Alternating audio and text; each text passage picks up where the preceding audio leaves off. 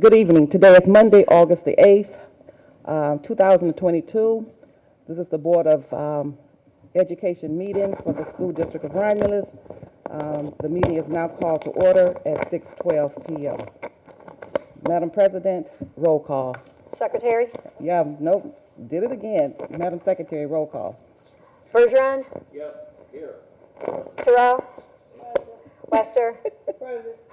Kennard? Here. Evans? Present. Files present. German absent. We have quorum. We have a quorum. May we all stand for the Pledge of What was the Allegiance. time? 6:12. I pledge allegiance to the flag of the United States of America and to the republic for which it stands, one nation, under God, indivisible, with liberty and justice for all.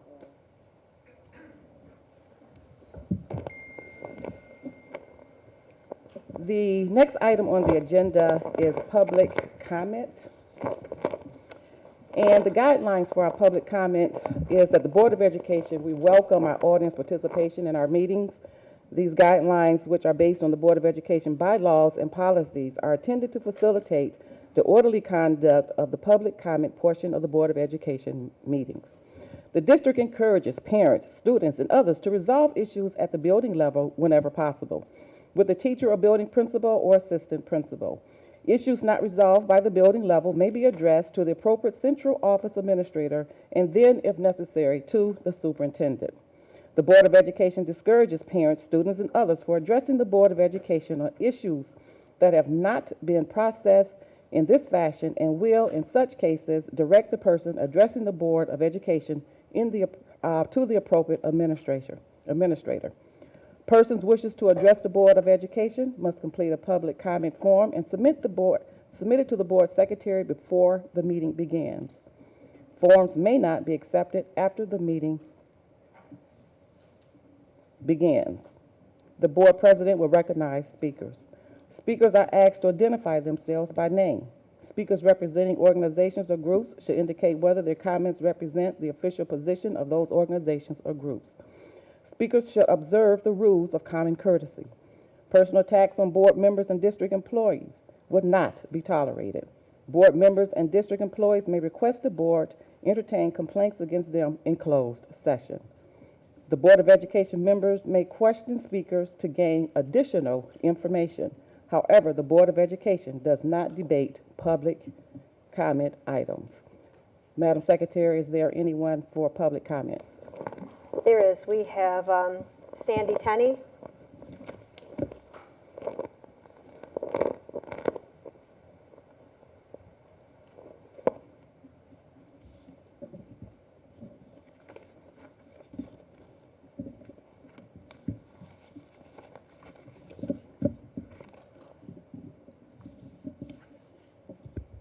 Okay. Hi, my name is Sandy Tenney, and I came to you speaking for the public. They had a couple questions that I've been asked out in the community, and I see, there's some things that maybe can be answered in your regular meeting, so thank you very much. One of them was about DBG. And I see, I met Jessica and Sarah, and I'm glad they're here to clear up any questions that the public has about it. And I'll tell you what it is they see this program and they honestly don't see a need for it because they think it's being duplicated by other programs that we have, such as Bright Futures and what else? MetaLab and for mentoring, after-school mentors and tutoring, and plus the athletic component to it. And so I'd like to see that addressed before we enter into any contract with them, and just so we're not duplicating what we already have. So, and that goes pretty much with, I see you have a hiring as of an athletic director, and that goes along with what I've said about the DBG. They're like, wait a minute, we're going to have, a boxing We didn't have baseball, softball, tennis, soccer. We had no spring athletics at all. So why bring in another athletic? In fact, even on our track team, we got to do something about and attract these athletes because we didn't even have enough uniforms for our kids when track first started out. We had kids running in shorts and t-shirts, and you can check that out. So those were questions that I've been asked out in the neighborhoods, and I'd just like for them to clear that up for me. And I'm sure that, we welcome Sarah and Jessica, and I'm sure that they can answer some of the questions for me. So I thank you. Thank you. Madam Secretary, is there anyone else? Yes, we have Rita Hampton.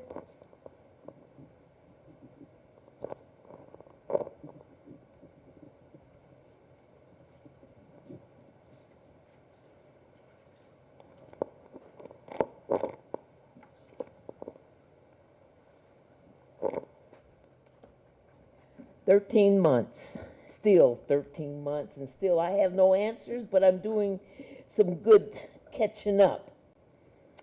I've been reading and read again, reading Clark Hill and Raymond Auto Report, and now I have FOIA'd Mr. Dixon. I just got the information I needed, and will say it. I don't see how you can pay someone $92,000 and they don't turn on a written report. That boggles my mind right there. I don't care. He can't go in on Clark Hill. So whatever excuse, I'm going to try it again. There's a method to this madness. Also, I want to see those. I'm going to FOIA the RFPs for the boxing. I want to see the RFPs for the metal lab. Things you accuse Dr. Ben with not getting competitive bids. I didn't hear about in competitive bids about those two activities to be added to Romulus Community Schools. Now we're being sued again. So I don't know. You keep doing the same thing, and you keep doing the same thing, you keep doing the same thing. There is no honesty here in this district. Someone told me, I was walking around the neighborhood, they said our Romulus Community School is corrupt. Now, the beauty about it, they never say nothing about the teachers. They think the teachers are excellent, but they said they're up against, I don't know how they teach every day. I don't know how they come in. The dishonesty. You go to every district near us, near and far, you see they have their ESSER funds laid out. I have to FOIA mine if I want to see it or if the citizens want to see it. That's not showing transparency, but you base everything on lies and deception. Everything you do here has been based on lies and deception. I'll keep on asking. 13 months. 13 months. Thank you. Madam Secretary, is there anyone else? The next item on the agenda is a staff retirement recognition. Is Mr. Ronnie Mayfield here? Okay, so we have an employee of the district who has served more than 25 years of service with the Romulus Community School System, and he began his work in September of 1997.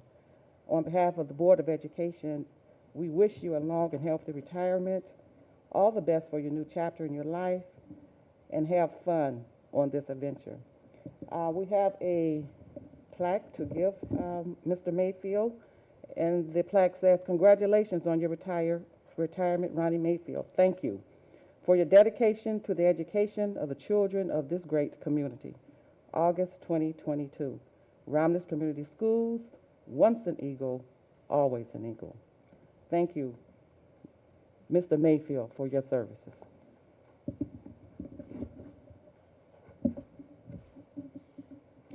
The next item on the agenda is the consent agenda. Matters listed on the consent agenda are considered routine in nature by the Board of Education and will be acted upon by one motion. There will be no separate discussions on these items. If any member of the board or any citizen requests discussion of an item, that item will be removed from the consent agenda and will become the first item of business under the report of the superintendent portion of the agenda. Item A is approval of the minutes of the Board of Education, July 25th, 2022 regular meeting and July 25th, 2022 closed session. B is the approval of the bills for payment as submitted by the accountant Sarah Khan in the amount of $2,454,648.15. The number C is the number C is approval of the personnel actions as submitted by Human Resources Director Don Scott. The employment, Edmund Barlow, teacher at Romulus Middle School, effective 2022-23 school year. Alexis Selinsiewicz, teacher of Romulus Middle School, effective 22-23 school year. Resignations is Megan Lunchbill, teacher at Barth Elementary, effective August 24th, 22. Takia Watkins, district teacher consultant, effective 7/31/22. Susan Moore, counselor at Romulus High School, effective August 22. Catherine Pearson, counselor at Romulus High School, effective August 15th, 22. Nina Abbott Burton, counselor at Romulus High School, effective August 18th, 2022. And Scott Fear, teacher at Wick Elementary, effective 8/31/22. So move that the Board of Education approve the consent agenda as presented. Move that the Board of Education approve the consent agenda as amended. I need to remove the closed session minutes for a question during the report of the superintendent. Are there any other amendments?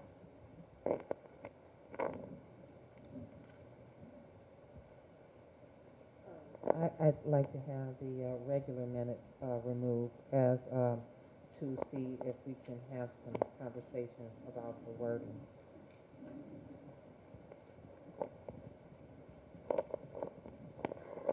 I would also like to add another amendment, please, because since we just got this packet for review, the bills for payment, if I'm the only one who hasn't been able to review those, then I will yield to the body, but that is a concern.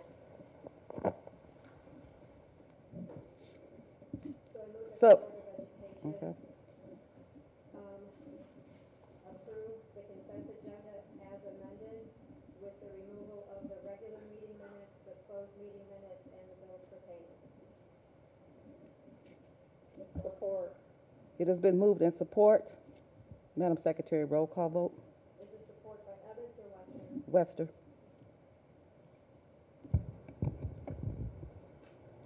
Kennard? Yes. Please call President last. Wester? Yes. Terrell? Yes. Piles, yes. Evans? Yes. Bergeron? Yes. Motion carries. Motion carries. So the first item on the agenda, report of the superintendent.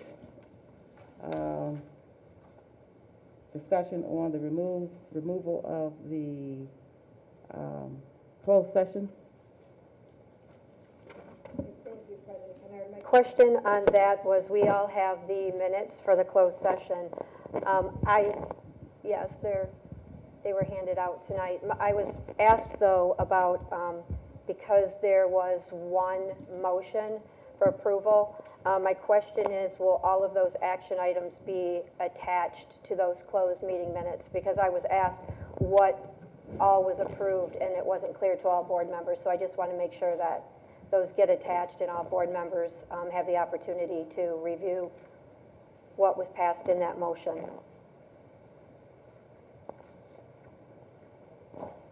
Okay. Duly noted. Pertaining to the regular meeting?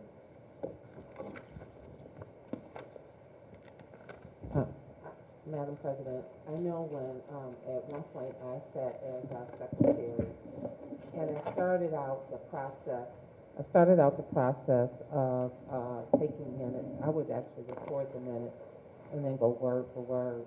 But I often was confronted with, I didn't say that, or that's not an accurate depiction of what was actually stated in the minutes, based on my articulation. And so,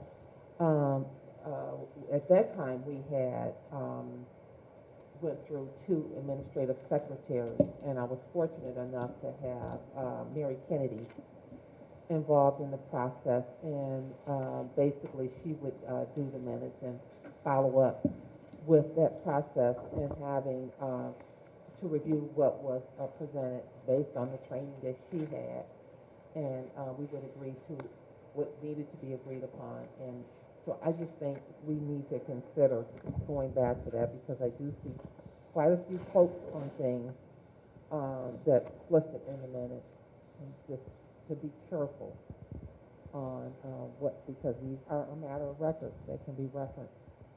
And so I think we need to consider that. Is there anyone else? Ooh, mine is loud today. Ooh.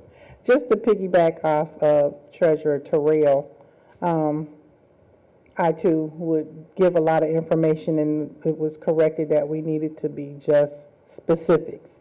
And that's what we had gotten to, especially when Ms. Paula came on board, just making sure that it was specific. Like you said, these can be used and pulled up for anything, and we don't want to have too much written. Was what I was also told as well. It was kind of heart-taking to say I did this, but you know, because we all do. This is my interpretation, but to make sure that we're clear and concise, you know, against anything that can be brought up legally or whatnot. We just want to be back straight across the board. Okay. So to address this, I do have, from our last meeting, we were not able to have a meeting with the district secretary and the board secretary to review the process in terms of the format and the text of what the minutes should be. And so we're going to have that very soon, preferably this week if we can, so that we can address those types of issues. So if the board is asking that we, with the amendment, that we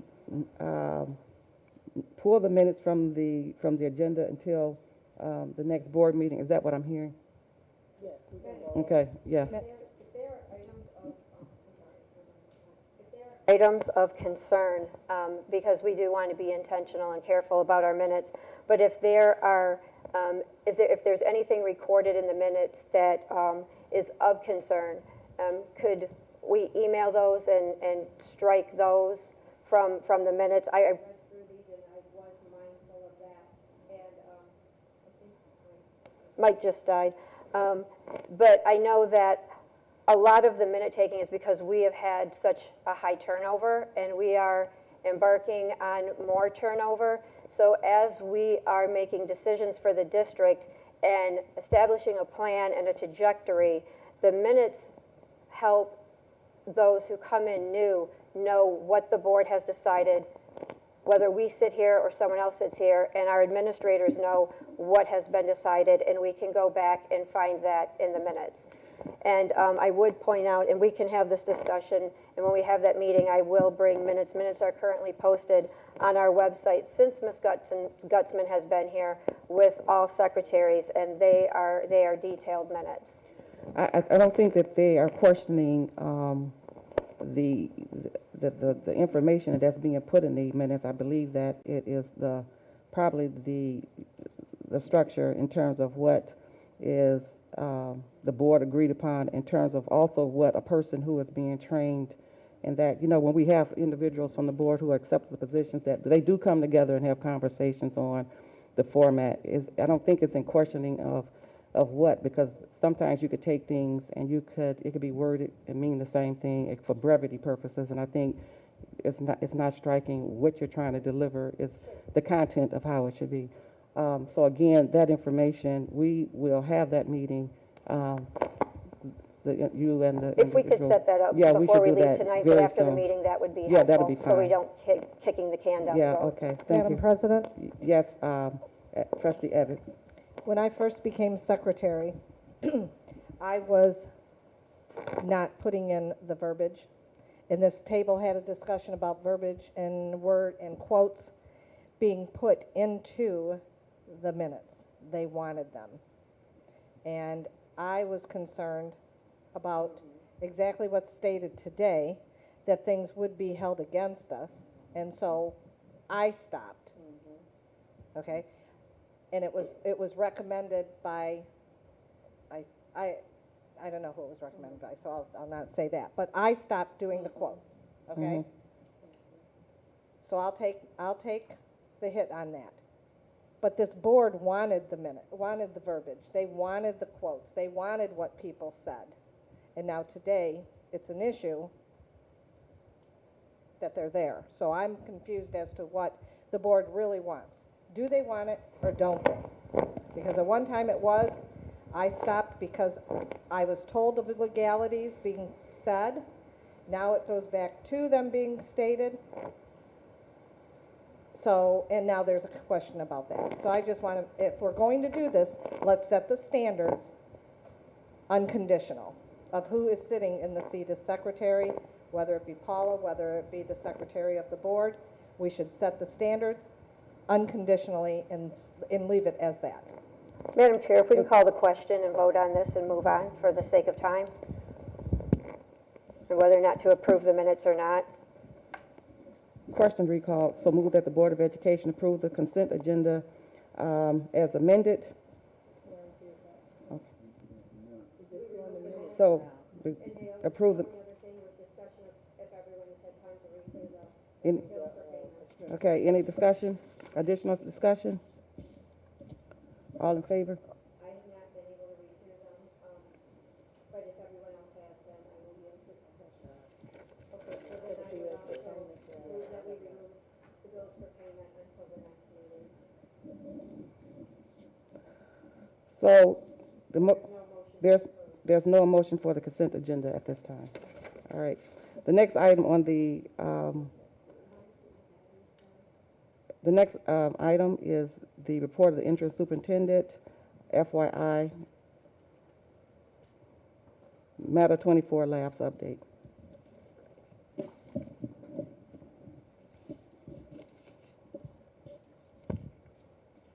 Thank you, President Kennard. MetaLabs are continuing to recruit staff and do the build-outs in the respective buildings. Dr. Prince is also preparing a schedule with Dr. Bledsoe in terms of staff training, and that's where we stand at this moment. The next item is FYI electric school bus. Thank you, Madam President. We received information about EV buses, and we have an opportunity to decide whether or not we want to switch our fleet to all EV through grants that are available that this district is eligible for. However, there is a cost, and the initial phase is for us to fill out some paperwork that's been left for us to pursue, and that would start the process of helping us become eligible for the grants. There are costs associated with this, which I would like Mr. Garland to discuss, because we have other issues like our charging stations and DTE and things like that, which will be costs borne by the district. So it's not a real simple, just give us the money and we get the grants. The new buses cost anywhere from $395,000 to $460,000, and the grants would take care of that. But there is a requirement that the district put in about $50,000 for the buses, and then the charging stations would be a cost to the district. And Mr. Garland, you can fill us in, please.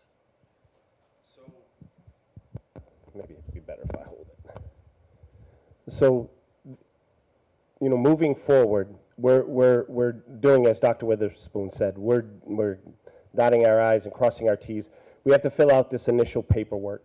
And having discussed it with two bus companies, companies that actually sell buses, they're asking us to fill out for anywhere between 4 and 10 in the initial request. And they said the reason is for that is that this grant will be open for several years. They're going to open it and then open it again. So they want to make sure that DTE can manage the infrastructure, which is where we are now, and we're working with DT as well, our own representative from there and a team. So right now, our grants person from Shelby's team is getting some of the information together, and I'm filling out some documentation for him along with Sarah Kahn, so that we can just qualify for the grant. Now, we have to realize that no matter what we do, this is still not going to happen before 24. So we fill out the grant information. We would find out sometime in October if we get the grant. Then we would go ahead and order. And the good thing about this is what they're telling us right now is that if we get the grant, they'll send the money once we create the PO, which is a beautiful thing. So we don't have a lot of out-of-pocket cost, initially ordering these electric buses. So then we would do that, and then they would send the money, and it would be covered. Now, Dr. Witherspoon's mentioned about the charging stations and us building maybe a disconnect house for this, because we're going to have to build our own district infrastructure. There are funds in there as well that we can draw on because of the type of district we are, that we can get a lot of things paid for. Even up to 70% we've seen so far of our charging stations, so that would really help us as well. But again, this is the preliminary stages. We're giving the board this information so we can get a nod to just start the process. Now, if we move forward, and let's say we decide we want to try to get 20 buses, and we get approved, we don't have to purchase 20. That's the beautiful part. We can take whatever we want, and then the rest of that money is folded back in to the next year, and we can requalify again. So, I mean, this is a no-lose situation if indeed the country is going to move toward electric vehicles. Trustee Evans, I see you. Always questions. So, thank you, Mr. Garland. That's very interesting. You're saying that October approval. What is the delivery time for the buses? That's the scariest part of the whole situation. While the federal government is really pushing, the state of Michigan would like to do this, we would not probably receive our buses until 24. And then what is the life of the buses that we currently have? They're pretty typical to what a regular bus is. There's different maintenance and different qualifications for caring for them, but they're pretty similar. And the one thing that we really questioned them on was the life of the battery. And most of the batteries are guaranteed for the life of the bus, which is about 10, 12 years. My question is our fleet going to be able to sustain the what we currently have as far as transportation until 2024? And how, because we know our fleet has to start being replaced, right? So as we look at this, we're going to purchase, we'll get some in 2024, but the fleet that we currently have can sustain until we start receiving these buses, and then the next year we'll replace more and more? Well, that's only if we don't get a lot more students like I'm hoping. If we get an influx of 1,000 students, we're going to need some more buses right now. But no, yes, the fleet that we have is, we bought, remember we received those grants and we purchased 10 new buses, and those buses are in very good condition. And the buses that we're putting on the list are buses that are nearing the end of their life, but there's still, a lot of them are operating. And I mean, obviously, we can have things go wrong that cost more than it's worth to repair the bus. But right now, we have, I think, a few more buses than we need. So we're okay with that. We have enough in, let's say, surplus. They're older, but, you know, we can make it. But as far as going past 24, I think we would then have to invest. Well, that was my concern, is that what we currently have will last until we start getting new ones in '24, and we don't have to invest in gas ones and then the electric also. Thank you. Good? I guess my question would be, the surrounding districts, are there any other districts that you're aware of when you went into your conversations that are possibly looking into the same avenue with electric buses, or what's the talk? Well, we're hearing that a lot of districts are investigating it. They're wanting to go to this, especially since the federal government is willing to subsidize them at for some districts like ours, 100%. So it would be, you know, foolish for them not to take advantage of it. So we are hearing rumblings, but again, everyone's just getting the paperwork filled out, and it is quite a process. I mean, you know, you have to have your SAM ID, you have to go into the bus grant and fill that out. You have to, upload your entire fleet and different things. So it's a lot of work. But I think most districts will try to get some. And two of the bus vendors had told us that most districts are starting out with between 4 and 10, depending on the size of the district, because they want to make sure that it works for their application and that the actual infrastructure of DTE can sustain it. And so that's what they recommended to us. But he also said, if you want to sign up for 20, you don't have to take all 20. But, you know, that's up to the district. So, you know, I think we shoot for the moon and see what we come up with. Okay, and also know that Trustee Powers, you participated in that webinar, if I'm not mistaken? Did you not? I did. Okay, so could you share with the board your take on this?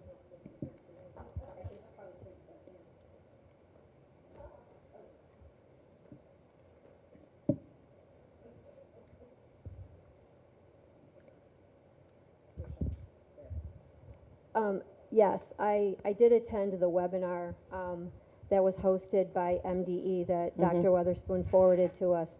And I just now forwarded to all board members questions that were asked in a PDF. My question, Mr. Garland, would be, I know for October, to be approved for grant monies in October, the deadline to submit for that is August 19th. And that is the first phase of funding, but there will be a total of 5.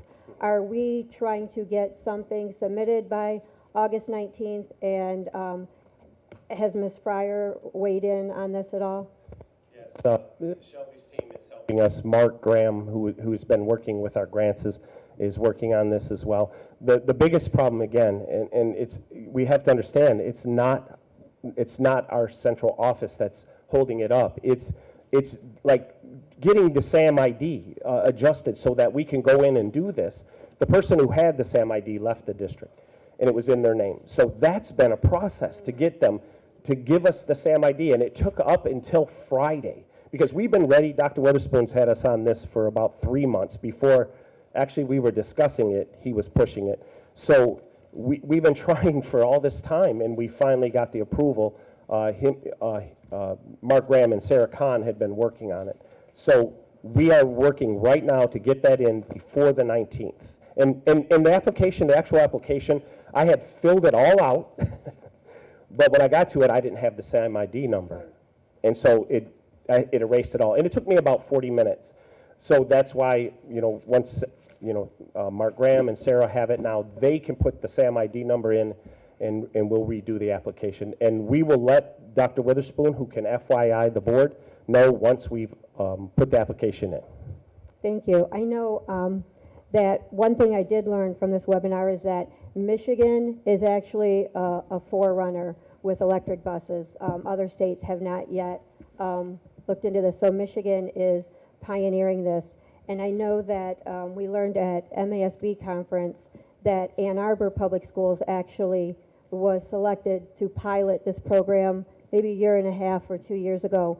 Do we have any information from Ann Arbor on cost savings, or I know that the buses, we can receive grants for buses, but the infrastructure needs to be put in place. And we know at Romulus, if we get a strong wind, how often central office is out of power, and other districts have stated that in cold or inclement weather, the chargers that are in the front of the bus are falling out. And so just, could we get some information, I know from Ann Arbor, and just maybe take advantage of their learning curve? Yeah, that would be a good idea. One of the things, though, that we're learning is that the federal government is going to give us some money also for infrastructure, but even DTE is willing to give us some money because they're being funded by the federal government to really push this program forward. So I'm hoping that it'll be minimal cost to the district, if other than maybe the initial installation of the electrical, substructure that will connect. Now, we'll probably have to, incur that cost, but in correlation to everything else, it'll be insignificant in what we're going to get out of it. Wonderful. Thank you. Thank you. And President Kennard, Yes. I have contact information from DTE and different things that were made available to us at the webinar, as well as the webinar itself that was recorded. So I'll forward that to any board members and Mr. Garland, if you'd like to review it too, Okay. so we have that. Thank you, Trustee Piles. Is there any other board members with any questions pertaining to this? All right, the next item on the agenda, Dr. Witherspoon, DBG MOU to review. Thank you, President Kennard. Before I talk about the MOU, which I don't seem to have in my packet, but I want to make a couple general comments about DBG. In your packet, you received today an academic report, which is an update of an IDEX report that I provided to the board several months ago. And the academic report shows the academic performance of Romulus children as compared to peer school districts and to the state. We don't fare very well. So part of the strategy in terms of bringing forth recommendations for both META and DBG is to begin to address that kind of gap that we have, where we have to try to close the achievement gap for children who are in the system as quickly as possible, to the extent possible, in a short time. So in other words, they're trying to recover what the district didn't do. So the questions about money and funding, et cetera, which, while they're good questions, they don't address the question of what are we doing for these children. We are not engaging our children academically, socially, or emotionally in this district to the extent that we can. We need to find as many avenues as possible to help these children become successful. Both programs open up more options for children to become engaged, and the response of these programs in terms of the children have been very positive. So with that, the MOU that is before you is the combined work of the attorney for DBG and our attorney, Mr. Delaporte. And hopefully you'll have time to review this document, and I would ask the board to consider a special meeting where it can be discussed and voted upon. Thank you, Dr. Witherspoon. So earlier, from the public comment, we had someone from the resident, from our community, Sandy Tenney, who brought a concern. And so I would hope that when we have our discussions, that first we look at and do our due diligence in terms of seeing that we're not duplicating other programs, such as, what is one of them? I thought I heard her say Great Futures. Is it Bright Futures? Okay, and then we do have tutoring programs and things of that nature. Okay, so we want to make sure that we do address that when we have our discussion. So today was to bring forth, yes, go ahead. You want to address that now? Yes, thank you. There is no duplication of effort here. As a matter of fact, with regard to DBG, the word boxing is misleading. There are several other programs built into that, their approach to getting in touch with children. But their academic component is basically a one-on-one intensive engagement with that child. And if you look at DBG's record, it's 100% graduation with those children going on to college. We cannot match that record in this district. Thank you. Is there anyone else who want to? Trustee Evans. So we received this, Emma? Thank you. Thank you for filling in my blank. We received the PowerPoint today that was presented to us 2 weeks ago by Jessica. It's a great PowerPoint. Is there any way that we could have this available for community members to see? I believe it's, Jessica, correct me if I'm wrong, is this something that is public knowledge? Or is this something private that we should not? It's a PowerPoint. It can go up on our website. So Sandy, you can, we can do that. That's great. I appreciate that. And then people can draw their own conclusions after reading and understanding what it really is. And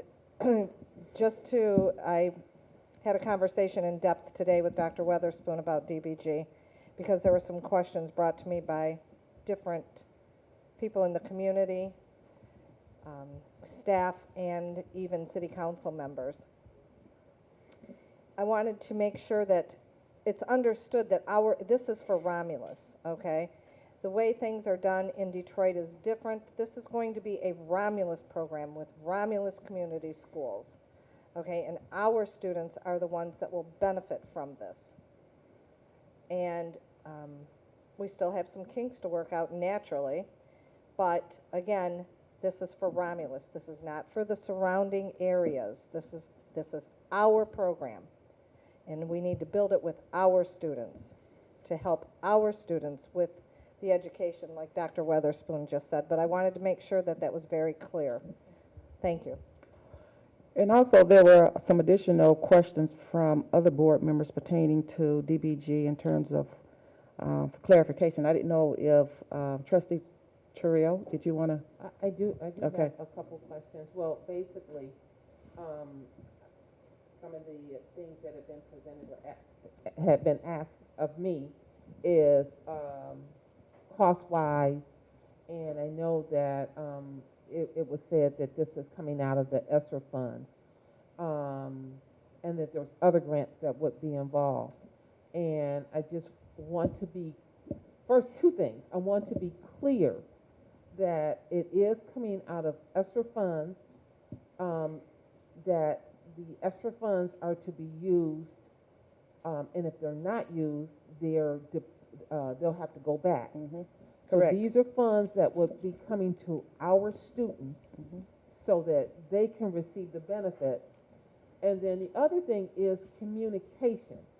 I understand that the PowerPoint might go on the website, but how are we going to communicate so that people can take advantage of it, so our students would be able to take advantage of it? Because not everybody visits the website, and then we might have new people coming in that may not be aware that it's listed there. So how are we going to communicate the benefits for this program for our students and for our school district, and actually attract people here?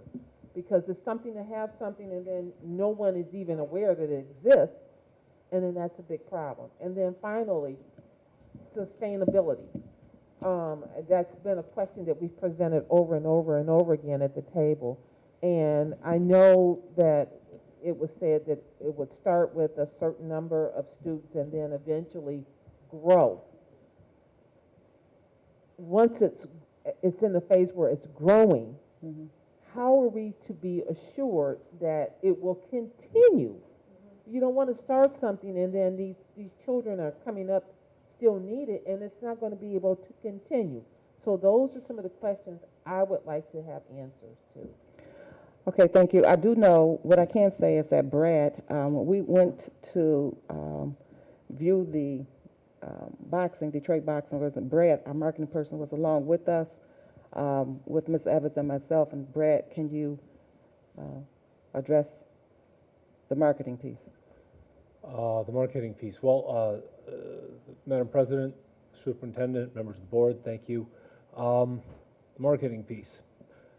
This operation in Detroit right now has a waiting list of, I believe it's over 1,000 kids? Over 1,600 kids on a waiting list. I think our bigger challenge, if we decide to bring DBG to Romulus and we can make this thing happen, isn't going to be finding kids to get in. It's going to be how we can responsibly and effectively grow this program as quickly as possible. The demand for this is enormous in the district that it's been in. In terms of marketing, DBG has a very effective marketing team, and I've already spoken with them. They are in Cranes. They are national news. So between the two of us, if you'll put up a vote and bring this program here, I've already got the news release written. We'll have the community involved in this in absolutely no time at all. This is going to be a big deal if it can come to be. So in terms of how it gets marketed and how the community finds out about it, I think that's the least of the challenges. Now, as it comes to how to fund the thing long term, there have been a lot of conversations about what role the school district can play and what role the community can play.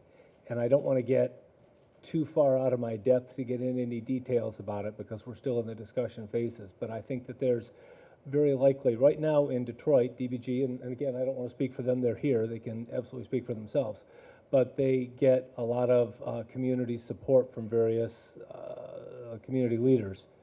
And we see a path forward to approach the community for some help with funding this thing to grow it more quickly here in Romulus.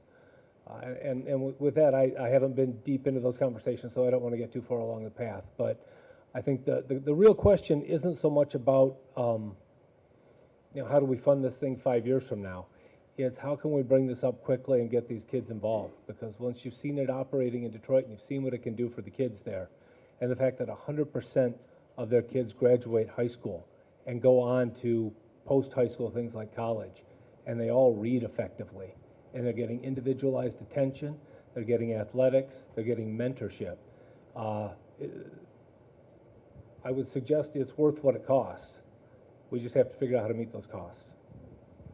Madam Chair. Okay, And just, Trustee Terrell? so, you mentioned 1,600. Are we talking about 1,600 of Romulus Community School? No, ma'am. students? No, ma'am. 1,600 kids in Detroit waiting to Okay. get into this program. But- They have a maximum of 200 kids that they can take right now that they can effectively work with. Okay. You know, as we've talked with DBG, and again, I don't want to speak for Ms. Hauser, she's here. But as we've talked with DBG, one of the things that we really like is that they have grown this program slowly and carefully in Detroit, and they've not taken on more kids than they could effectively serve. This is specific mentoring around individual kids in this program. And it's one of the things that I think makes it wonderfully effective is that they're paying a lot of attention to these kids. Like I've told you, the last time I was there, they weren't worried about mixing high school kids with middle school kids with later elementary kids. Everybody in that room gets along. The big kids take care of the little kids. They're developing a sense of community and their responsibility to their community and their place in their community.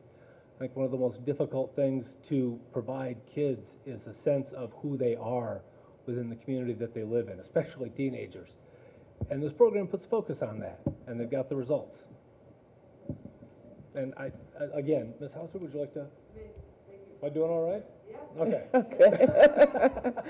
Okay. Are you, I well, have a can we, question. just 1 minute, I will get to Secretary Powell, and then we'll get to you, Mr. Garland, okay? So I do want to make sure that as a board, we communicate, and Ms. Tenney, thank you for your questions, that we communicate that DBG is vastly different from Bright Futures, Meta, our existing athletic program. and after-school tutoring. There's a more one-on-one relational component, investment, mentoring, support that goes beyond emotional support, beyond what we offer currently through our other programs. Those other programs are still great, and we're going to continue them, but I do want to state that this is something very, very different. And I also want to make sure that I don't think there's any question about what a phenomenal program this is at your Detroit campus. I mean, it has saved lives, changed lives for the students who attend, as well as the adults who are investing in it. As a board, my question is, it's great, but how do we finance it? I know, Ms. Hauser, you had stated that your location is funded with grants and a lot of private donations. So how does Romulus Community Schools fund this? And we can start with ESSER funds, but as we learned in the presentation at our last meeting, the success of this program is because it is an investment over many, many, many years. And that's why students have the 100% graduation rate, and they follow them into post-secondary school. So we can go into this with ESSER funds, but ESSER funds are going to run out in a couple years before we've been able to move the needle and see the results. So as a board member, my question is how do we finance it? If we are going to use ESSER funds, how do we finance it post-ESSER? And what are we cutting that we already allocated ESSER funds to in order to reallocate to this? My other question for Dr. Weatherspoon and the board is, Dr. Weatherspoon, when you stated that we are not engaging students the way we should be or the way they need to be, that is an accurate statement. So what are we going to do at Romulus Community Schools? What is our plan when school starts to get our students engaged in the classrooms and engage them there, because this pilot program will be 25 to 40 students, and we have 2,000 that need to be engaged. Those are very good questions, Secretary Powles. And this, as a matter of fact, this morning we had an extensive discussion about changing climate and culture and the expectations for staff, all staff, at the beginning of this school year. So it's an intentional conversation to address some of the questions you have raised. And the planning for that is underway. The schedule of the training is being developed. And we will report to you as things progress. And one of our goals, for example, is to give you feedback for all these initiatives on a regular basis, so that if we need to make changes, we're not going to wait till the last minute to do it. So the evaluation component, I'll be bringing somebody on to do the evaluation of all the things that we're putting on the table, so you will have a good sense of what's going on in terms of the kids. Now, in terms of the outcomes, those are going to be long-term. That's not going to be instantaneous. But if we can look at the issue of just, say, school attendance, we never reached more than 93% school attendance for the entire year. Okay? When you take that plus the number of school days we missed, a lot of effective, quote, teaching and learning did not occur in the district. Now, that's whose fault is that? It's no one's fault. But when the child falls behind, we don't have an effective mechanism to get them caught up. So we're looking at a number of things across the board. The second thing I want to mention to you is, if you look on page 5 of the IDEX report that I just gave you, the whole issue of subgroup comparisons, which is a very, very significant issue in this district as well as districts around the state. Look at the performance of our children in subgroups. This is a crying need that has to be addressed. We are looking for any way that we can to address the needs of these children as far as learning gaps and closing that gap to the extent possible. Thank you.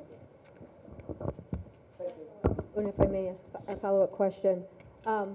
So we do have to close these gaps. So it was presented to the board that the first year of DBG for the pilot group of 25 to 40 students would be $500,000. And then the second year, we're looking at $850,000. Whether we have DBG or not, we need to close these gaps.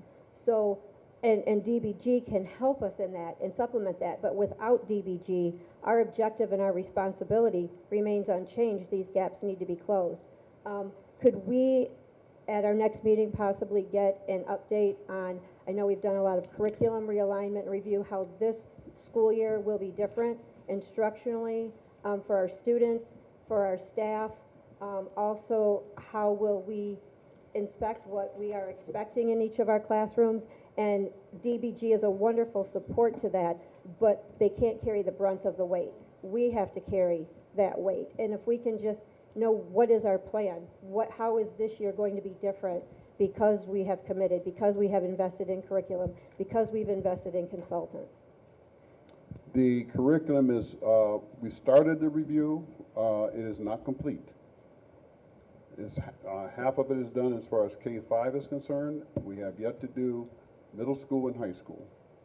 We are trying to develop the in-service training programs so that we can provide the teachers, new teachers in particular, retrain old teachers, and today the discussion Senator was partially focused on, if we're going to have long-term subs, we're going to bring this long-term subs in for training as well. Thank you. Mr. Garland. I just wanted to weigh in just a little bit on DBG. The marketing of it is genius because every parent hears downtown boxing and they cringe. And every kid goes, I'm Rocky. They love the idea. And so the thing is, though, they're the 1-2 punch. Let's use some puns here. The 1-2 punch of DBG is that it isn't a boxing club. A very few of their athletes or students ever go on to box ever. But the ones that do, they do really well. But the majority of them, when we went there, we got to see all these different areas where they were playing chess, where they were learning math, where they were learning reading. There were areas for soccer, for volleyball, for football, for basketball. So I see this as a wraparound service to everything else we're doing. Everything else, if this was just a boxing club, I'd tell them to go home because, you know, we don't need that. But what I see is all the substructures for education. You know, when they talked about educating their facilitators that we got to speak to, they were serious about these kids being successful. You know, I just see that it'll help us with our marketing, which we really need that. And I think it'll draw people. And DBG has had lots of offers. That's one of the things we ask. Well, why Romulus? Why are you choosing us? Well, they've had lots of offers, but they see our district and our kids, and they want to help. If you just speak to some of their educators, they'll win you over. The boxing coach won't win you over, or the trainers won't win you over, but their educators will win you over. And like Dr. Witherspoon said, 100%. I mean, that's a really, really good number. Now, you know, we always have to consider, you know, as Trustee Piles mentioned, that you know, what's the cost? But what's the cost if we don't do something? I mean, I'm scared. I literally come to work every day with my stomach in knots, hoping that we can move forward and that we can stabilize, and that this community that I love so much, who raised me, I was raised by Romulus Community Schools, will come out of this. And when I talk to people in the community who I care about and I see that they're worried, these are the things that we got to latch on to something. We got to grab a hold of something. And I mean, why not this? I mean, what a wraparound service. They're going to feed, our kids are going to get fed, educated, and exercised. Oh my goodness, that should be the model for every school. Feed, educate, exercise. We'll have some beautiful kids coming out of here. I mean, I'm very hopeful, and that's why we're working so hard, and they're exhausting. Not them, but I mean, all the work, but just adding to it. But I'm willing to work hard if we can do something for these kids. Thank you, Mr. Garland. Madam President, one Yes. last thing, because I just heard a gasp when Mr. Garland said, or Ms. Debbie that said $800,000. I think it's important that it is communicated. First of all, as Ms. Debbie asked, to have structured data that shows that this money is not coming out of our general fund. This is not money that we're pulling from other services. This does not take away from our children. It does not take away from our teachers and employees that are already here. This money is money that is existing and it has to be used, because if it's not used, it goes back to the government. And I think it's important to have, as Ms. Hampton expressed, to place these things on our website so those that are looking for it can see clearly. We have $12 million to spend. So far, we've spent this amount of money, and we have this large chunk of money that can help our children, help our staff to use. And so when you break it down in terms of that, it takes away some of the fear that we're wasting money if we're not, we're applying it in a way where it's going to be productive. So. Thank you, and I also agree with that. I am going to have a conversation with the superintendent, and also please put in the notes that we will address that to see what we can do in terms of getting information on our website that will help with the transparency and the financial, and I think we could work that out. We do have a new website, correct?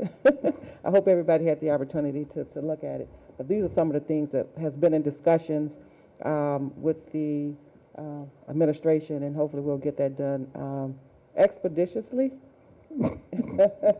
Okay, I see Trustee Wester. Vice President. Yes. Trustee Vice President. Okay. Okay. But no, just making sure that it's easy to find on the website, because our old website, it was like pecking and trying to find. Just really making it clear that when our constituents get on there and look, they can see it without having to search for it. And still making sure about sustainability when these ESSER funds are gone. We are talking about bringing this in for our kids.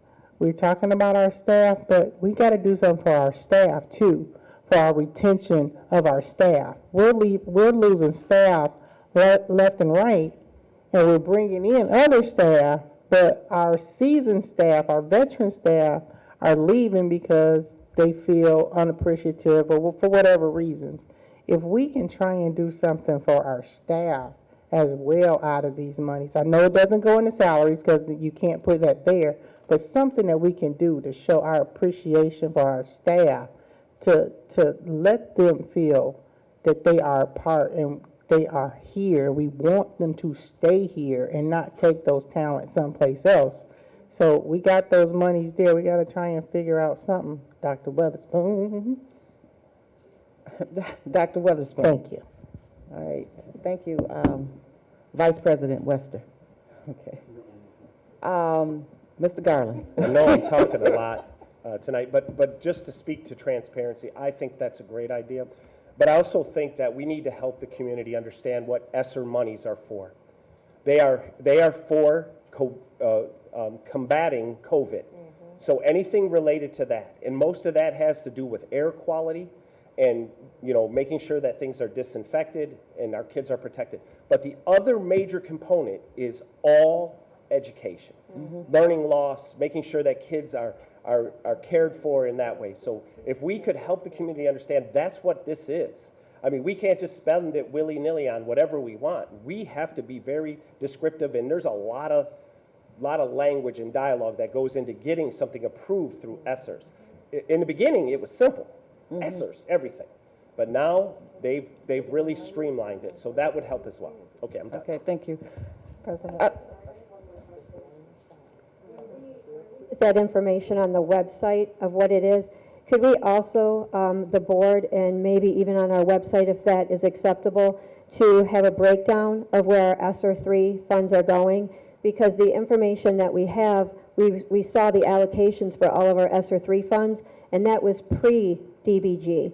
And so all of that money was already allocated. So if there's been an adjustment, that's a good thing, because we want to allocate it most effectively. But again, it goes back to my question, what is being taken away? Because as I look at the ESSER allocations now, it's all allocated, so we're not going to lose the money. It's allocated for something. Now, if we're going to be putting over $1 million into DBG, and I'm not saying we shouldn't, I'm saying what are we going to cut as a result? So if we could please get an update on that, that would be appreciated.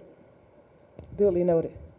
Okay, do we have any more I have- discussion? Okay, trustee Abbott. And this is to go with what Vice President Wester just said. We need to do something for our teachers. So I would like to make a motion. Move that the Board of Trustee Evans, the agenda was already accepted, so our practice is that we will bring things to the table for discussion, and then at the next meeting, we will put it on the agenda for any action. Point of items. order, our agenda actually was not accepted or adopted. So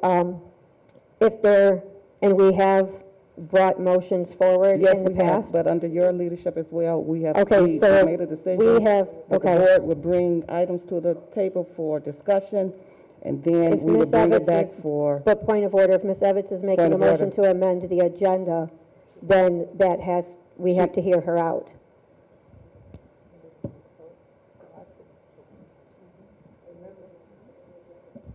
I would like to make a motion to amend the agenda and bring forth a motion for incentives for staff. is there a second? Support. Support, motion made by Evans, support by trustee Powell. Madam Secretary, any discussion? Ms. Evans, do you have any discussion? If not, I have. No, I'm good. Okay, so the reason I believe this is important is we are going into a new school year. And we are talking about all of these new things, which are phenomenal, Meta, DBG, everything. But we haven't yet heard from this table, what are we doing at the beginning of the school year for our staff? What is going to be different from our students? And Romulus, sadly, is one in our group that has not given incentive and retention bonuses to our teachers. Now, the state aid budget came down, and it did not have the original language that was presented in February. It was changed. However, there is money available for our teaching staff, and we don't want to be the only district that is not giving their teachers anything. And I know that it was presented to our teachers that if our enrollment increases and our test scores go up, then we're not talking about future. We're talking about what our teaching staff has done already and the weight that they carry for our classrooms. And I've said it countless times at this table, and I'll say it again. Research shows that the most impact on students, on their learning, happens in the classroom. And so I would urge this board to pass the motion to amend the agenda so that we can, going into the school year, give our teachers the retention and incentive bonus that other districts are giving out. Is there any additional discussion? Yes. Yes. I'd like to also piggyback on that. When we talk about changing the culture so that people are excited, we do have to extend a hand out and say, not a hand out, but a hand up in providing those incentives. And if everyone else is receiving it and the people that are already here are not, it does have an effect on the morale. I know that we have had talks about bringing on staff and how the starting salaries would be different. But I absolutely agree that we do have to take care of our own, because if we have happy teachers, we have happy students, and we have happy homes. Anyone else? Mr. Bergeron? Trustee Bergeron?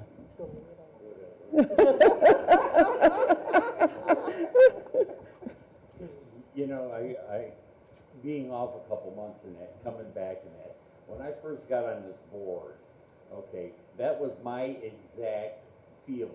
And I fought, I fought you on getting the contract taken care of for the teachers. Now all of a sudden,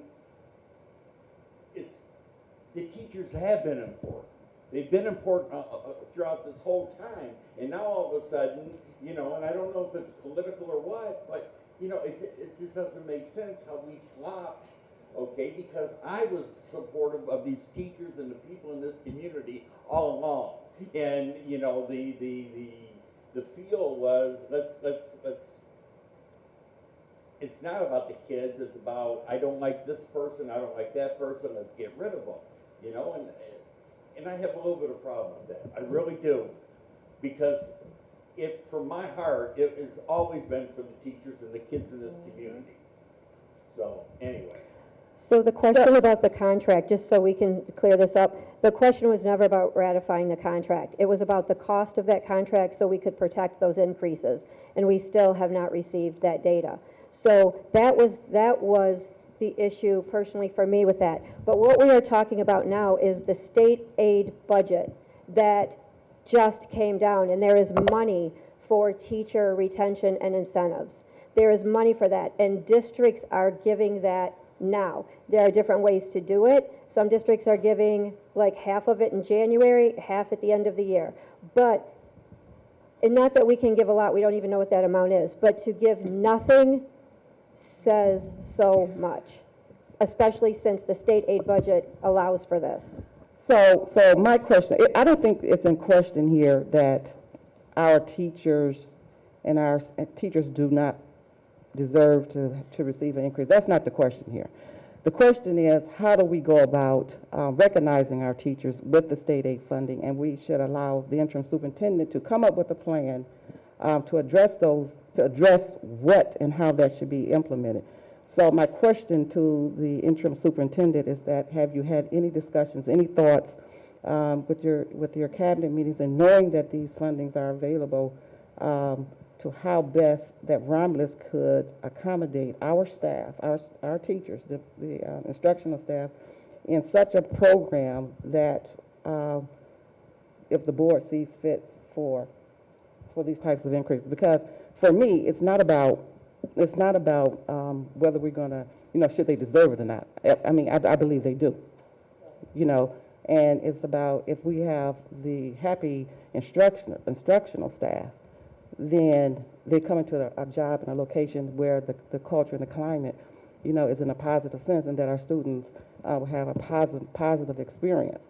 So the question here for us is, and that's why I was looking at the motion, I'm like, we should give the interim superintendent the opportunity to develop a plan, if so that the board desires that this is something we should be doing. And so we need to hear from him in terms of what his thoughts are.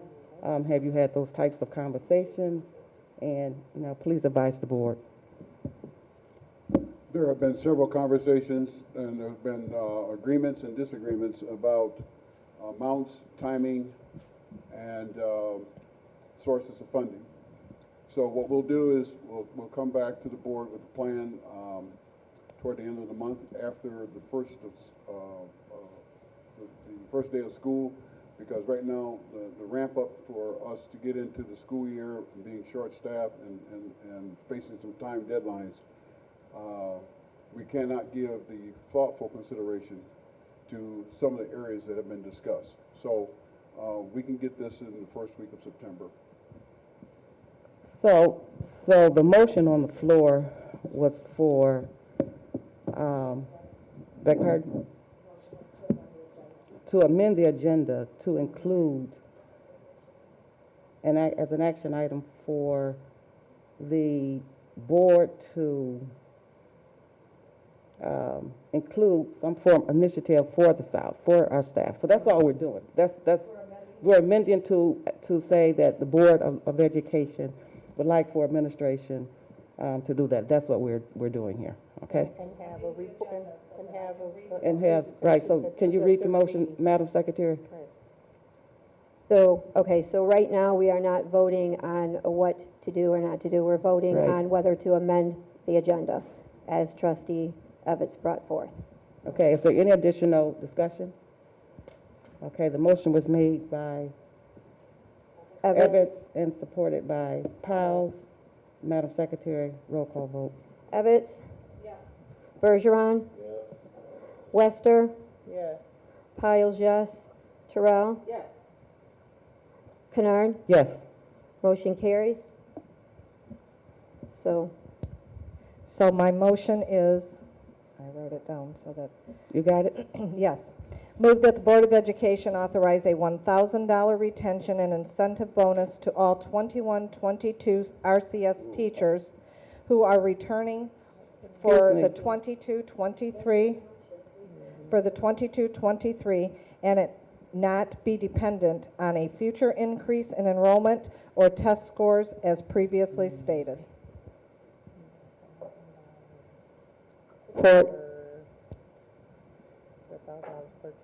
It's been moved in support.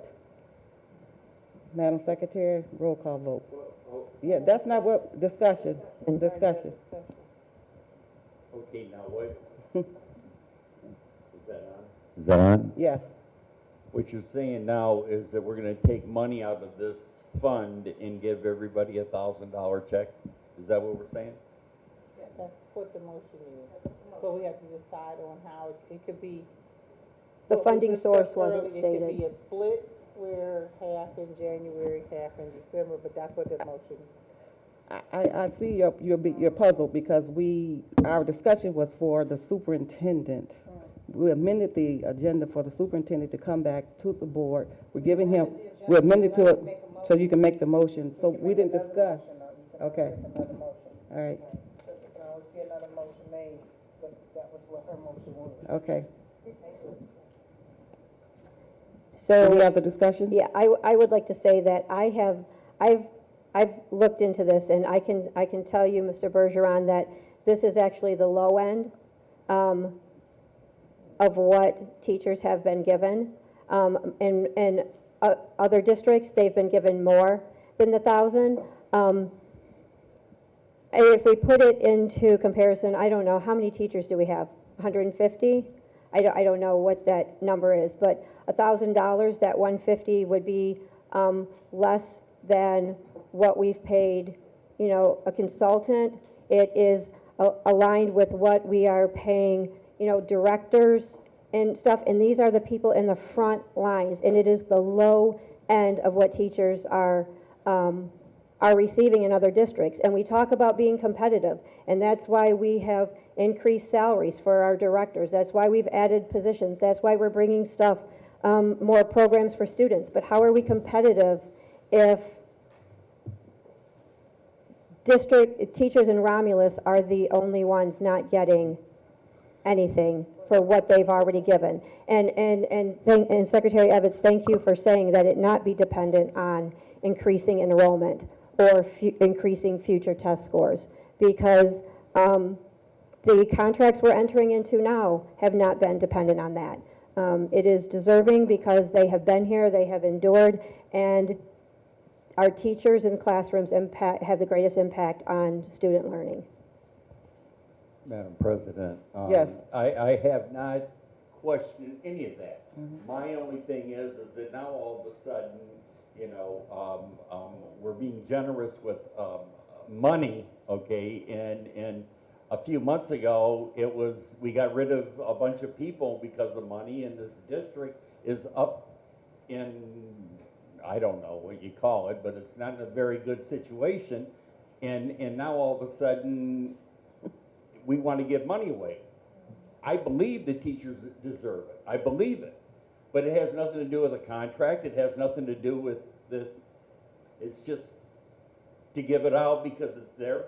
It's retention and incentive bonus that was included in the state aid budget that other districts are giving to their teachers. And is this one time or is this, It's a one-time. and it's general fund dollars, correct? Well, I mean, that can be discussed, but what I'm saying is, because we are spending a lot of money, we are spending, and we've said this before, that what are our priorities? And because whatever the board's priorities and the district's priorities are, the first money spent should follow Point those of order, priorities. President Pyle, or I'm sorry, Secretary Piles is speaking. So our priorities, the first money spent should follow our priorities. And as we're talking about students and bringing programs in, and we're bringing more directors in, and we're increasing salaries, we can't ignore that other districts are giving this retention and incentive bonus. It's not just free money we're handing out. This is the norm in districts. And if our priority is high quality instruction, if our priority is improving student performance and engaging, we can't wait and spend all the money and then see what's left over to throw at the people who are doing that every day. So for me, it has nothing to do with whether the teachers deserve the incentives or not. It's how we're doing this. We are hearing this for the first time. It's being brought to us where obviously other conversations have taken place, and some of us need to digest, and we also need to allow for the superintendent to come up with a plan in terms of incentives and retention. So for me, it has nothing to do with saying, and if I make myself clear, because by the time I walk out of here tonight, somebody's going to say I'm against it or whatever. I'm not against providing our staff, our instructional staff, with any incentive and salary or bonuses or whatever. But as a board, we need to have more discussion, and I think that something can be worked out. Madam President? Yes. Can I? I know there has been extensive conversation through legislation about this. My question is, when does the state aid budget go into effect to where those dollars will be available, which then would give us the time frame of instituting and putting the payments in? So that would be something, like she made the motion, so it would be one of those. We let Dr. Witherspoon decide when we get it, break up the time frame, if we're going to do a lump sum or do it split in two payments. But my question was, when did the funds become available for us to be able to use, and setting the time frame for our teachers to get what would be whatever's decided on for them to get, if it'll be a lump sum or a split payment. And then another question for me would be how much we would be providing, and has this been conversation with our finance director? Madam President? Yes. Just one more thing, and I appreciate what everybody's saying, but look at this right here. Look at the resignations on here. That's the problem. And just throwing money around isn't going to take care of that problem. We have to do something as a collective board to show them that we back these people that are working for this district, period, okay? And this concerns me more than giving away, $100,000, okay? Because we're losing our administrators, we're losing teachers, and they're going to places right around here, the way I understand it. We have to do something, and throwing some money at them is a good thing, but the bottom line is we gotta take care of the problem of making sure that they have a good work environment to work in, so. So do we want to amend the motion? I would like to add one more Yes. thing to Ms. Wester's point. I will say that other boards have already supported this and voted on this, and we are told meeting after meeting that we have a healthy fund balance, and we have $5.5 or $4.4 million even before we get our state aid. And we know that the foundation allowance has gone up by $450. So each of our students now, the FTE is $9,150. That begins in October. But everything that is brought before us financially, we have been told we have a healthy fund balance. And like I said, other boards in other districts have already stepped up and taken this action to support their teachers for what they've already done going into this school year. And again, I don't think anyone here is disputing that. What we're saying is that our instructional staff do deserve that. We just want to do it just and fair, and we want to also follow practices and procedure. Madam President? Yes, Just to piggyback off of yeah. Trustee Bergeron, I've brought it up time and time again. This is my 4th year here, about exit interviews to find out why people are leaving, what we can do to retain them. So this is not the first time I've brought that up. It's been years I've brought it up. When, you know, it's what can we do to keep our staff from leaving? And sometimes, hey, you give them an extra couple or whatever to match whatever offer they have, but to retain so we don't lose, our kids don't lose what they have and the relationships they built with some of the teachers and the staff, and you know, and the administrators. Because I saw the last day of summer school, and it was just really sad when some of the kids were out there when we had our last retiree walk and said it was her last day. We got to figure out how to hold on to what we have. We have the cream of the crop. We have staff that are the cream of the crop here, and they are going other places, and some not getting what they have here. So we got to do what we can do to hold on to our teachers. Thank you. Trustee Terrell. One last. Okay. Oh, that's all right. That's okay. We're discussing. It is an epidemic with teachers leaving, not just here at Romulus. This is one of the reasons that our governor has talked about providing these retention bonuses or stipends or whatever it's going to be termed. But I think as both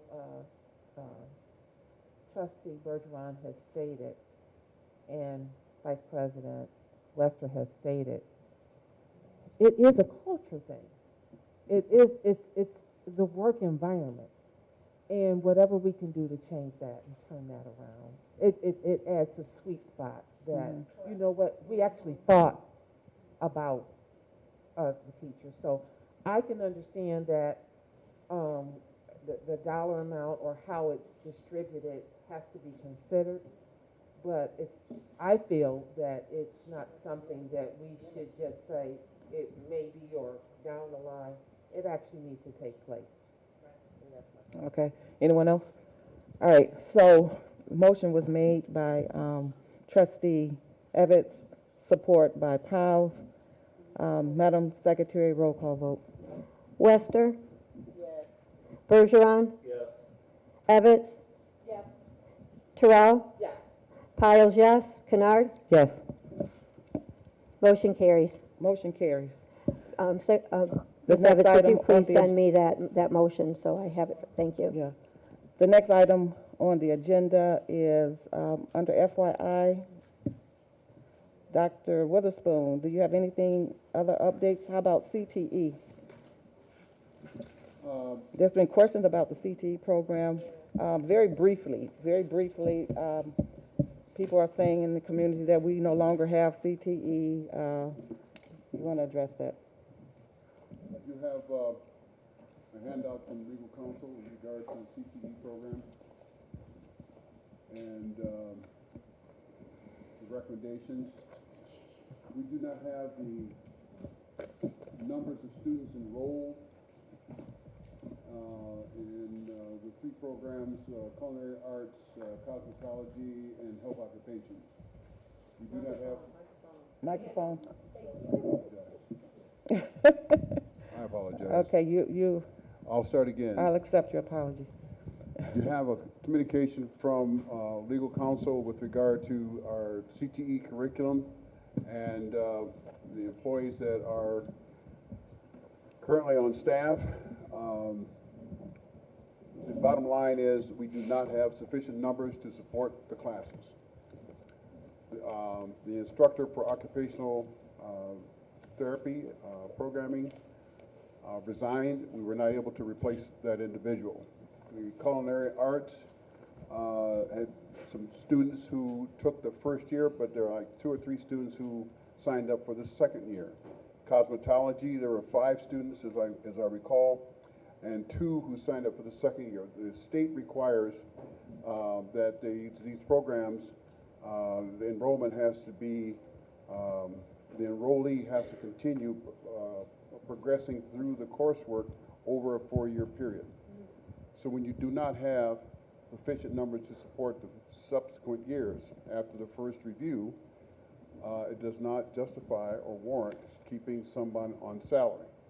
One example is an employee who makes about $51,000 with 2 sections has 5 students. So though that employee will not be an employee of the district because we have to either find a way to have those students taken care of through a shared time program, which in this case would be Wayne Westland. And that deadline for working with Wayne Westland with one of the programs has been met, and/or Wayne Westland may have canceled the program itself or is not offering that program. So the district is looking to use Meta to help some of these students, the small number that we have, get their licenses through an alternative means.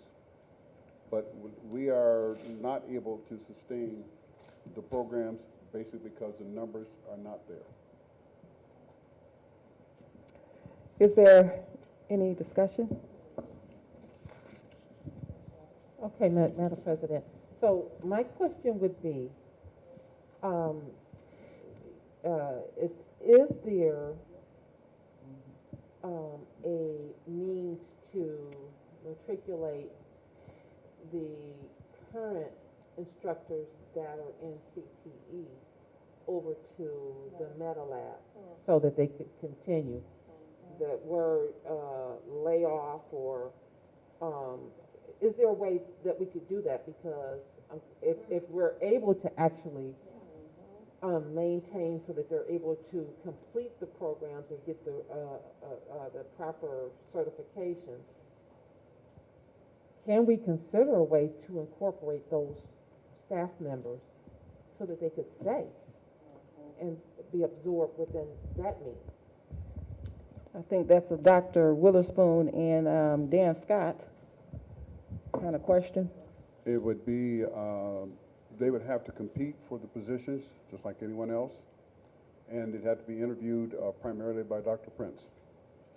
And they would not be paid at the same level as they're currently receiving if they became a Meta Lab employee.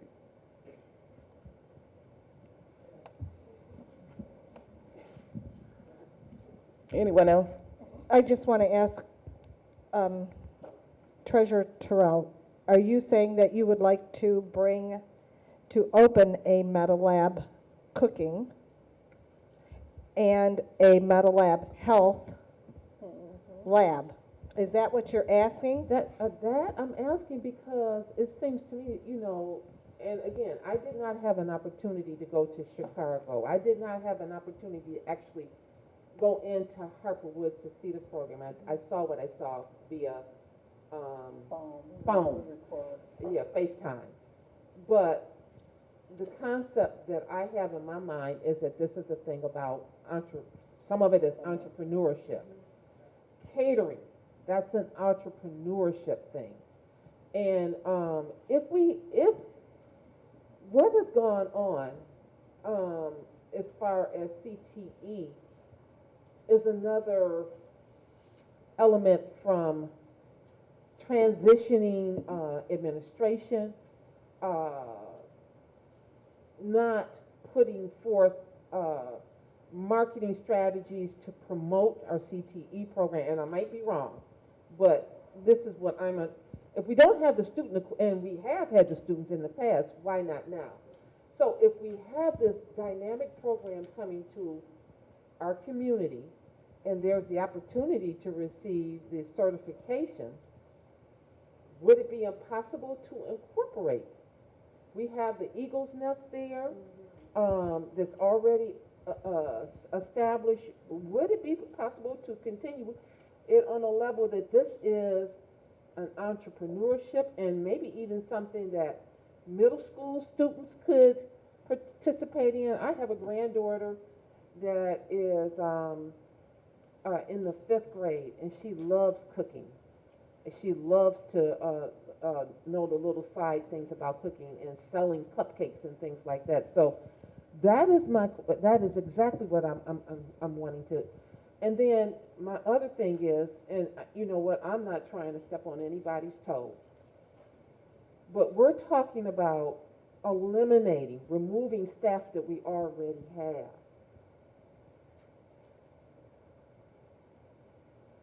Is it contractual that they can't move into these positions and then continue to move on? They have to compete for something that has basically been taken away at no fault of their own, and that's, it doesn't seem right. So, I've come a long way in that I want this Meta Lab to work for our community. I want the Meta Labs to work for our kids. Absolutely. But I just don't, I don't like what I'm seeing here. Can we find some way to work it so that we're not taking away from what we already have? Maybe add it in there some type of way. And then not say to these teachers or these instructors of the CTE program, you have to compete. Well, you're already here. Why do they have to compete? So that's my concern. And I might be, I just think that that's what's right. Let's do right by everybody, and I'm sorry. Okay, so what I do know about CTE is that CTE programs are federal state guidelines where there are certain guidelines that we have to follow, which may be different from Meta. I do know that in the courses for CTE, there's a minimum of where the student count, I believe, is 20, where you have to have so many number of students in the CTE programs, okay? And those students are supposed to matriculate over the 4-year term, 4-year, from freshman, 9th, 10th, 11th, and 12th grade. Those are some of the requirements that the state has on CTE. So when the window opens for CTE programs, and so we do have programs that we have, you don't want to give them away. You don't want to throw it away because chances are you will never ever get them back. So we don't want to do that. We need to look at our CTE program. 3 years that I've been on this board, we've been looking and talking about, what to do with it, how to build this and get it to where it should be. If our students are not, say for instance in culinary arts, I believe that instructor had about 40 students. I believe, don't quote me correct. How many students did he have in culinary arts? I believe he said 40 at one point. Okay, so they started out with 40 in ninth. They were supposed to sign up. How many do we have that moves to the next level? None have signed up. So the question is why? Okay, so and it's no, I don't think it's no fault of their own unless they were not managed, administered, and know the fact that your program under CT, you have to build your program. You have to ensure that you have the student count as they go from one phase to the second phase to the third phase to the fourth, and you have to have completers. So when the state is looking at these requirements, that's the most important thing is completers. We don't have any completers. We have kids who start out. So what happens? Okay, we as a district has failed to manage that.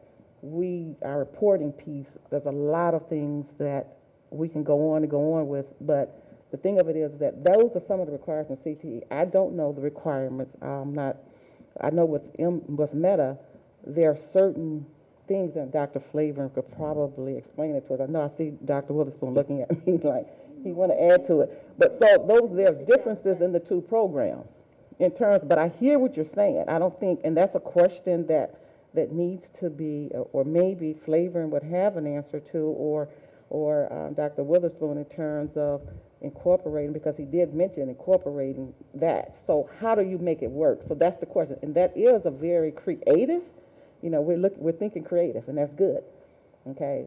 Not to get rid of what we have, but to make it better and build on it. We haven't done that. CTE needs to be looked at, So, okay? so Yes, which, Vice President. I'm sorry, I didn't mean to cut you off. That's okay. So we need a CTE coordinator Isn't to that- get CTE running correctly, to make sure that all the I's is dotted and the T's are crossed, to ensure that we are doing things decent and in order, and that the kids are matriculating. So that, so that would be that piece that's missing, I believe, is that person that's going to be over monitoring it day to day. But my other question, we're talking about getting rid of these. There's some monies that was just spent on all this equipment and stuff that was just purchased. What's going to happen to that? If we don't have this, because I know those grant funding from CTE through Wayne Risa, are they going to come back to us saying, hey, we want our dollars back, or can we find another program? So if we're not we got monies that's out there lingering that we may have to eventually pay back. So, Okay.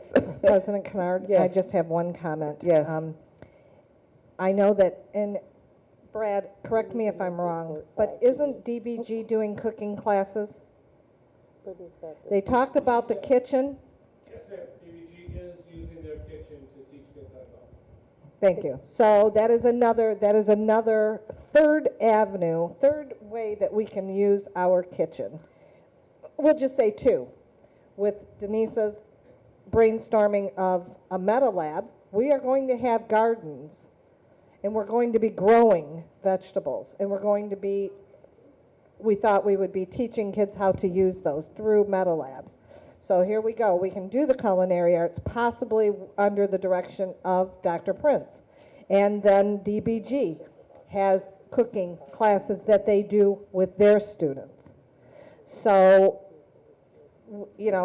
let's look at, and we have also, Meta Labs is doing personal care. What part of the cosmetology can fit into the personal care part of Meta Labs? And I understand that there's funding through CTE. However, if we can save some positions and we can save the interest of students, and it is, like Brad said, he has the press release for DBG. We're going to have a press release for Meta Labs. We should have all of these things that attract the students, and let's start marketing those in an effective way to draw the attention so we don't go from 40 kids to 2 kids. So those are different things that we can look at on these in the health. My God, that used to be a booming program with Beaumont Hospital. What happened? And Dr. Weatherspoon elaborated that the person resigned. How do we get back into the Beaumont program? Because that is a healthcare is booming. Okay. COVID did change a lot of things, which our teachers have survived and are booming with it, right? So if you look at those things, thank you, Denisa, for bringing that up, that the connection through Meta Labs and now DBG, we have these possibilities of staying and keeping those attentions of the students. Thank you. Human Resources Director is there. I believe you want to, is there something that you want to address the board with?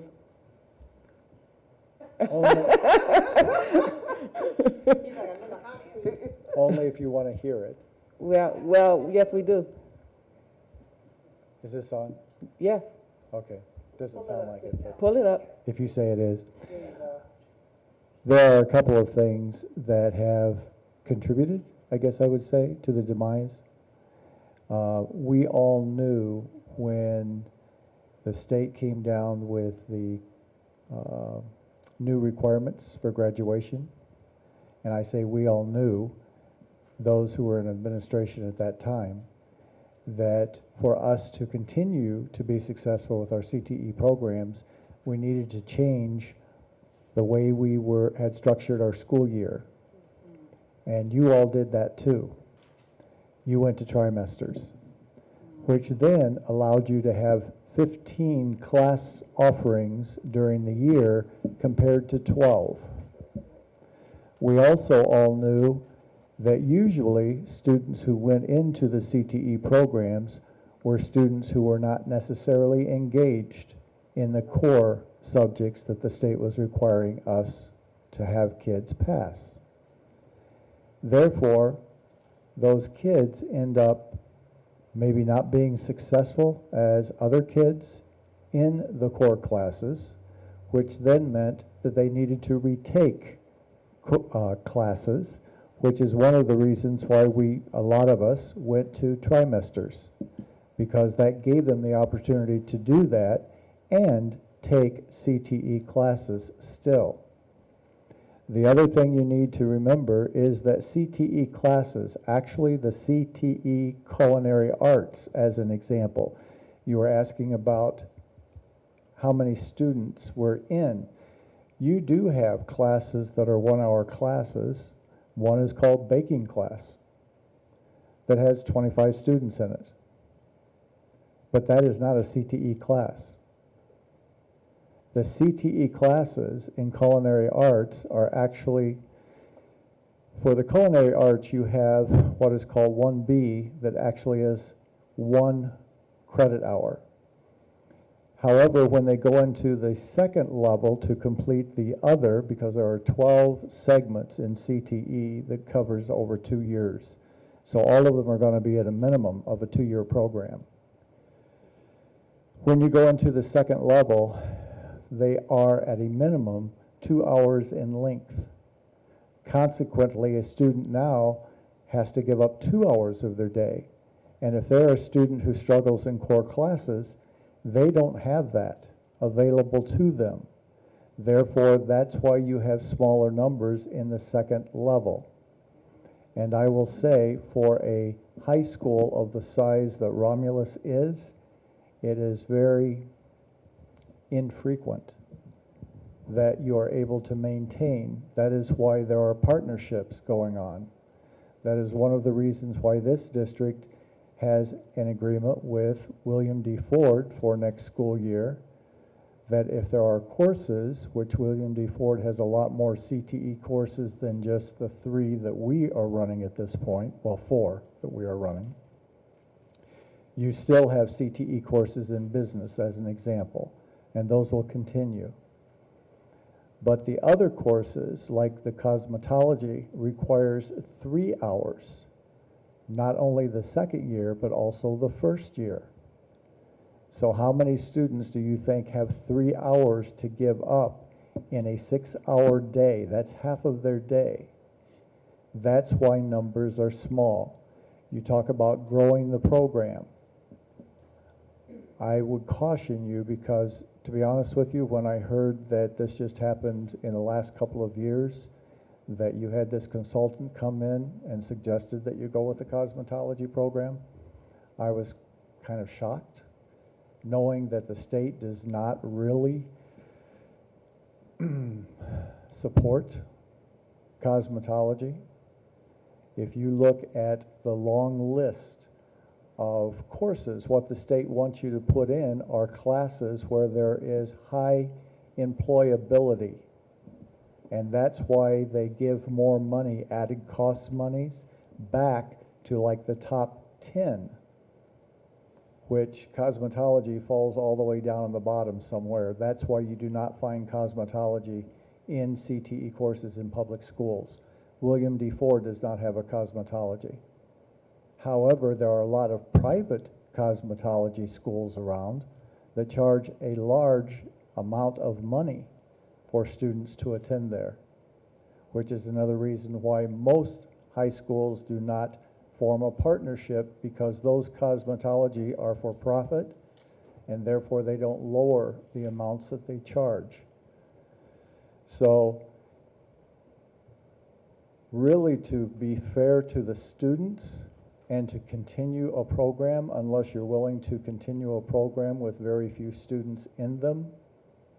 William D. Ford is a very good possibility because there you still get your FTE and you cooperate with them in that they get some of those funds based upon the education that they're giving the kids, and it's not really costing you a lot of money. It does cost you some, but forming partnerships with other school districts is really, for a high school of this size, is probably the best bet for your CTE. I'm not trying to get rid of teachers. That's not my point. I'm just trying to be very realistic about, do you have the opportunity to really grow a program when you're talking about growing a program, that there are so many things that are set up to be stumbling blocks to that being able to grow. It's not the teacher's fault. It is not. It's other circumstances having to do with the number of credits that the state requires now for graduation and the people who actually go into a CTE program. Okay, Thanks. thank you for that information.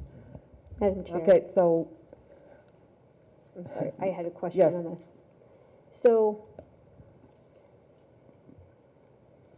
CTE, I know that we have requested previously a list of the current CTE offerings that we had in the district, and also the criteria for that. Again, I understand the low student enrollment, but what are our students interested in first before we start adding programs or eliminating programs?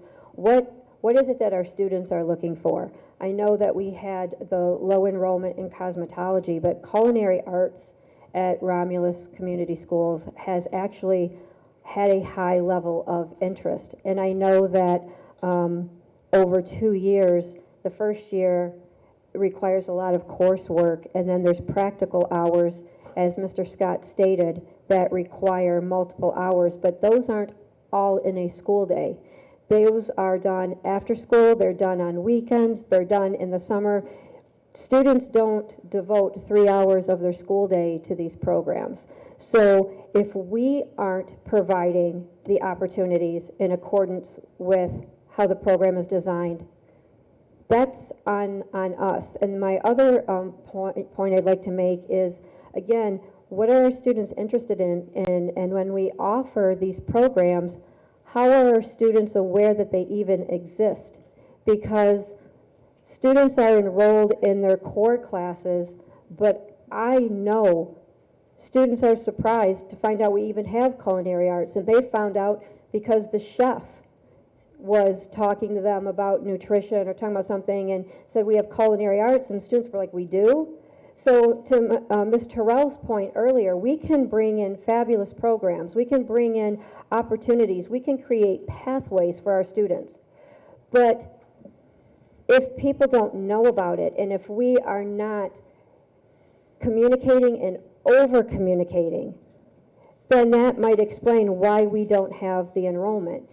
Do we need to run, I don't know how many hours there are in a school day, 7 classes? Do we need to run 7 sections of culinary arts?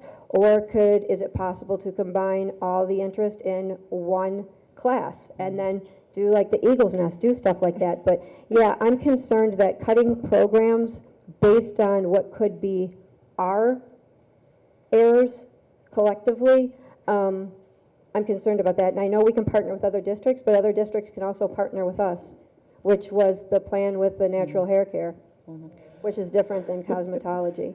okay, thank you. So all of these issues that we have raised are very, very important, and they are focusing on our students and the needs of the students. And these are good questions, okay? These are good questions, and these definitely are things that we should have responses to. So in noting this and seeing that this was a FYI, we do have sub-board committees, and one of them, I'll get to that today. Hopefully I'll get to that today, where this will be one of the goals for who's ever on that committee to represent on behalf of the board with administration and seeing that we get some of these things addressed and some answers too. How about we do that? So this is FYI. All right, thank you. All right, so the next item on the agenda is an action item, School Safety Initiative Proposal, School Safety and Compliance LLC. Dr. Witherspoon. This is a report, I'm sorry, a contract to hire a former employee of the district, Tracy Richardson's company, to complete a school safety plan for us and also to help us stay in compliance with the small grant we received from the Michigan State Police.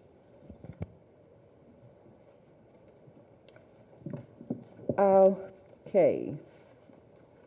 So move the recommended motion. Any board member could read the motion. Move that the Board of Education accept the School Safety Initiative proposal from School Safety and Compliance, LLC, for Romulus Community Schools. The rationale, personnel action, budget implications to be determined, and there is a proposal attached. Motion made by Trustee Evans. Is there support? Support, discussion requested, please. Yes, support by Secretary Powles. Is there any discussion?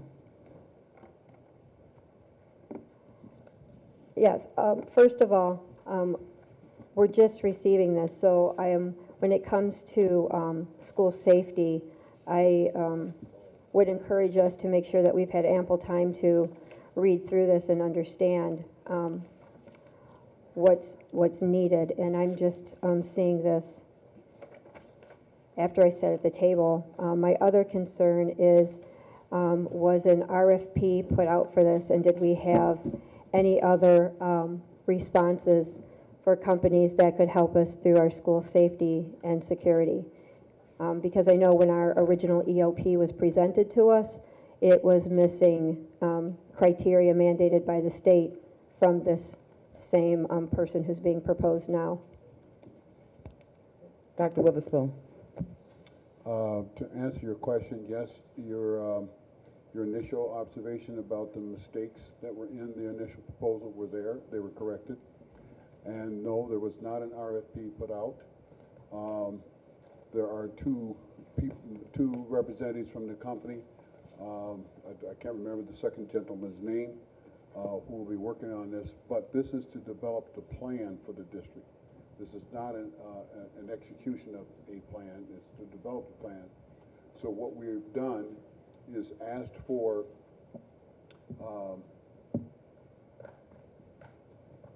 let's just say the direction that we should go with a number of let's say, potential instances or incidences that we need to have training and also to take precautions not only with personnel but with our buildings, etc. And we also are looking at how we protect our pupil transportation, because we've had some incidents where that is required, where we require some training for our drivers, etc. So we've discussed it within the leadership of the district. Tracy is familiar with the group. He does have a background in this. And so we decided that since he already had knowledge of the district, that we were further ahead than having someone come in that was unfamiliar to the group. Is the School Safety and Compliance LLC, are they currently in any other districts doing this kind of work? I don't know about other districts currently, but they have worked in other districts in previous years.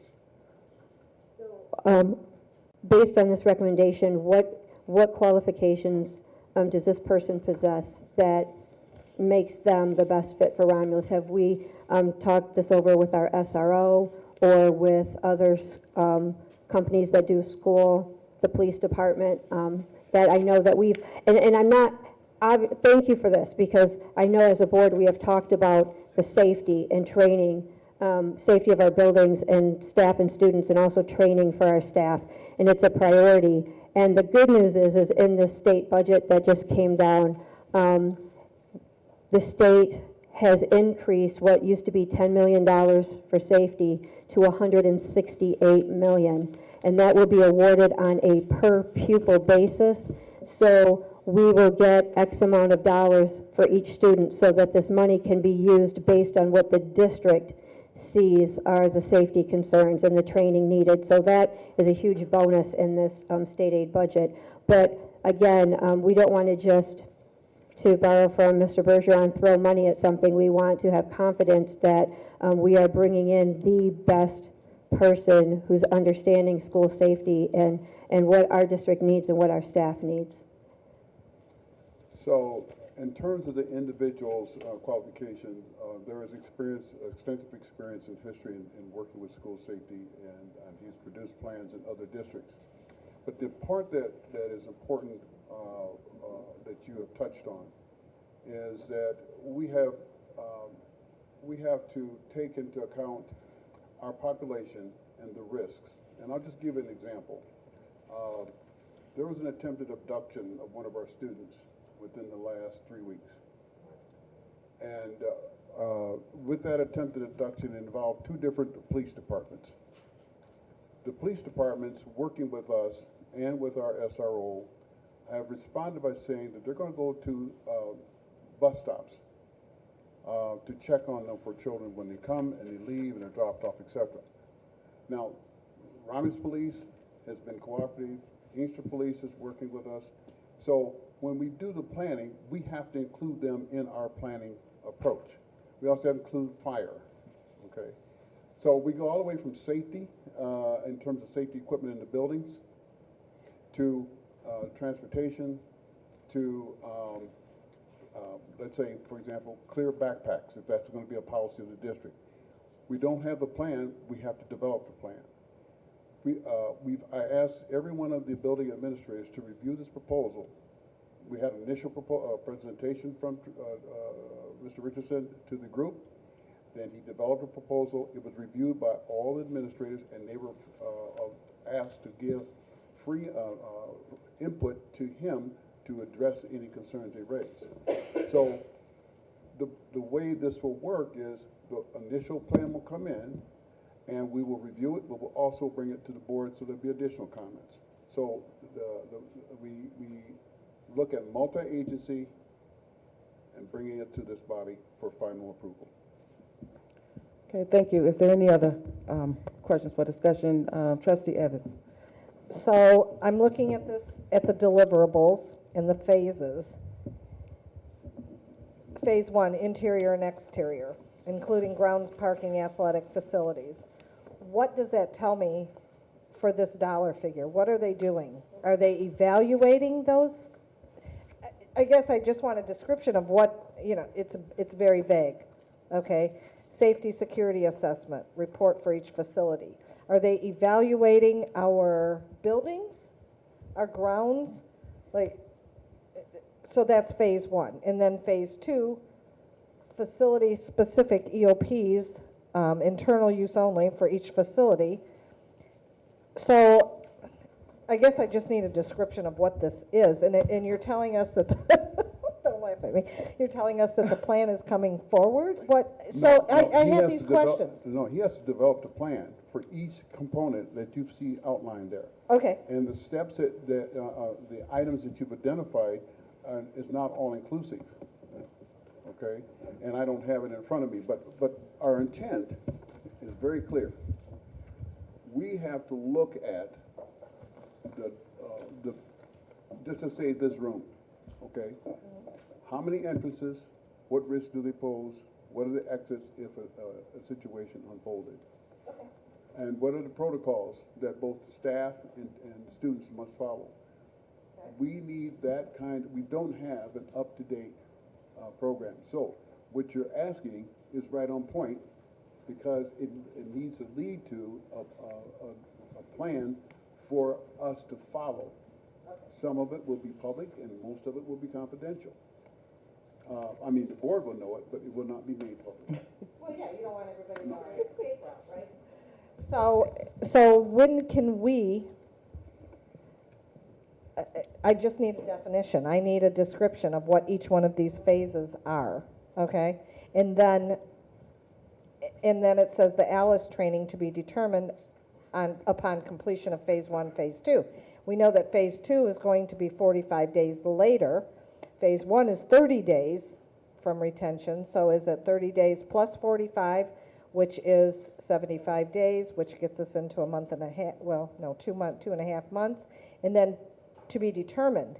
Our teachers are crying out for ALICE training. They are crying out. They've been crying out since, what was the last?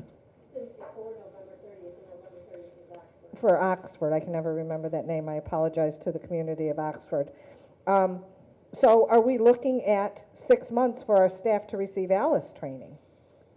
I mean, I hate to say ALICE training should come before anything else, but I mean, come on, we've got to do something. These teachers are crying out for help for this. So it's not my expertise, right? But I just see that ALICE training is going to be determined after phase 1 and phase 2 are complete. And these are estimations, I'm sure, of days. So you're looking at 75 days before ALICE can even be said, this is when we're going to do it. This was a proposal that was prepared several weeks ago. And if we need to reorder some of the priorities, if the board so desires, I can work that out with the contractor. I appreciate that. Okay. Thank you. Thank you. Question? Yes, Secretary Powell. So, again, going back to the phases, phase 1 is the facility-specific safety and security risk assessments. And it lists each building. I thought that that's what was done before we put secured entrances at every building with sinking fund dollars. I thought that those assessments were completed. And to Ms. Evatt's point, our teachers had been coming to meetings prior to Oxford talking about the safety, and we'd had doors propped open and all of that, and asking for training. And we had said we would get to that last year, so I am concerned that it comes after the fact. But if you look at phase 2 is facility-specific EOPs, and it's 45 days from retention. So facility EOPs were due per state law January 1 of 2020. And this same person who's being recommended developed those EOPs already for every single building, yet he's charging us $15,650 to do it again 45 days after retention. And again, the EOP that was presented to us, all of the criteria that the state says we must have in our EOP, he didn't have half of them. So I question this, that this may not be our best choice, and my question is, why did we put out an RFP to find the best security consultant for Romulus Community Schools? If you so choose to vote it down, that's your prerogative.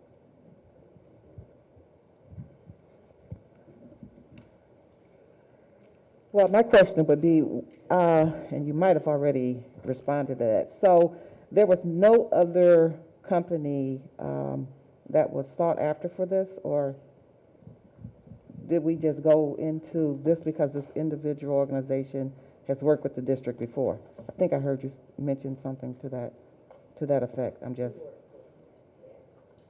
Is that true? We did not do an RFP for this. That is correct. However, I did have conversations with several other companies at some of the professional meetings that I've attended, and at a cost significantly higher, we can get what you're saying.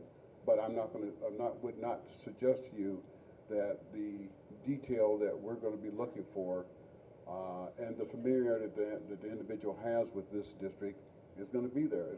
They're going to have upfront costs to do some of the review, etc. I wasn't here when whatever was done, I don't know that he did or did not complete a task. I don't know that. But I can suggest to you that the times have changed and the technology has changed. And I'll just give an example. For securing exterior doors, and I'll just use any building that has multiple exterior doors for exit. They have no door handles. So if those doors are compromised, there is no way to detect that the door has been compromised at this point in time. So one of the ways that you do that is that you secure it with motion detector cameras. So that gives you footage of the individual who's trying to breach the door, and it tracks that individual inside, and it shows up in a digital format and a central control unit. We don't have that in this district, like as I'm describing. So this is the kind of direction that we're talking about moving toward, and it will be done in conjunction with the building administrators, because the building administrators, for example, in our discussions, talked about blind spots in their buildings. So we have to take that into account. And the objective is for it to be owned by staff, not just a company coming in and saying, this is what we're going to do. That's the approach we're using. And also, you did mention that some of the things that the board members have brought to the table of their concern, that the deliverables and such as in phase 1, 2, and 3 can be modified accordingly. Is that correct? That's correct. Okay. Mr. Garland, is this under you? Can you give us some information and feedback on this?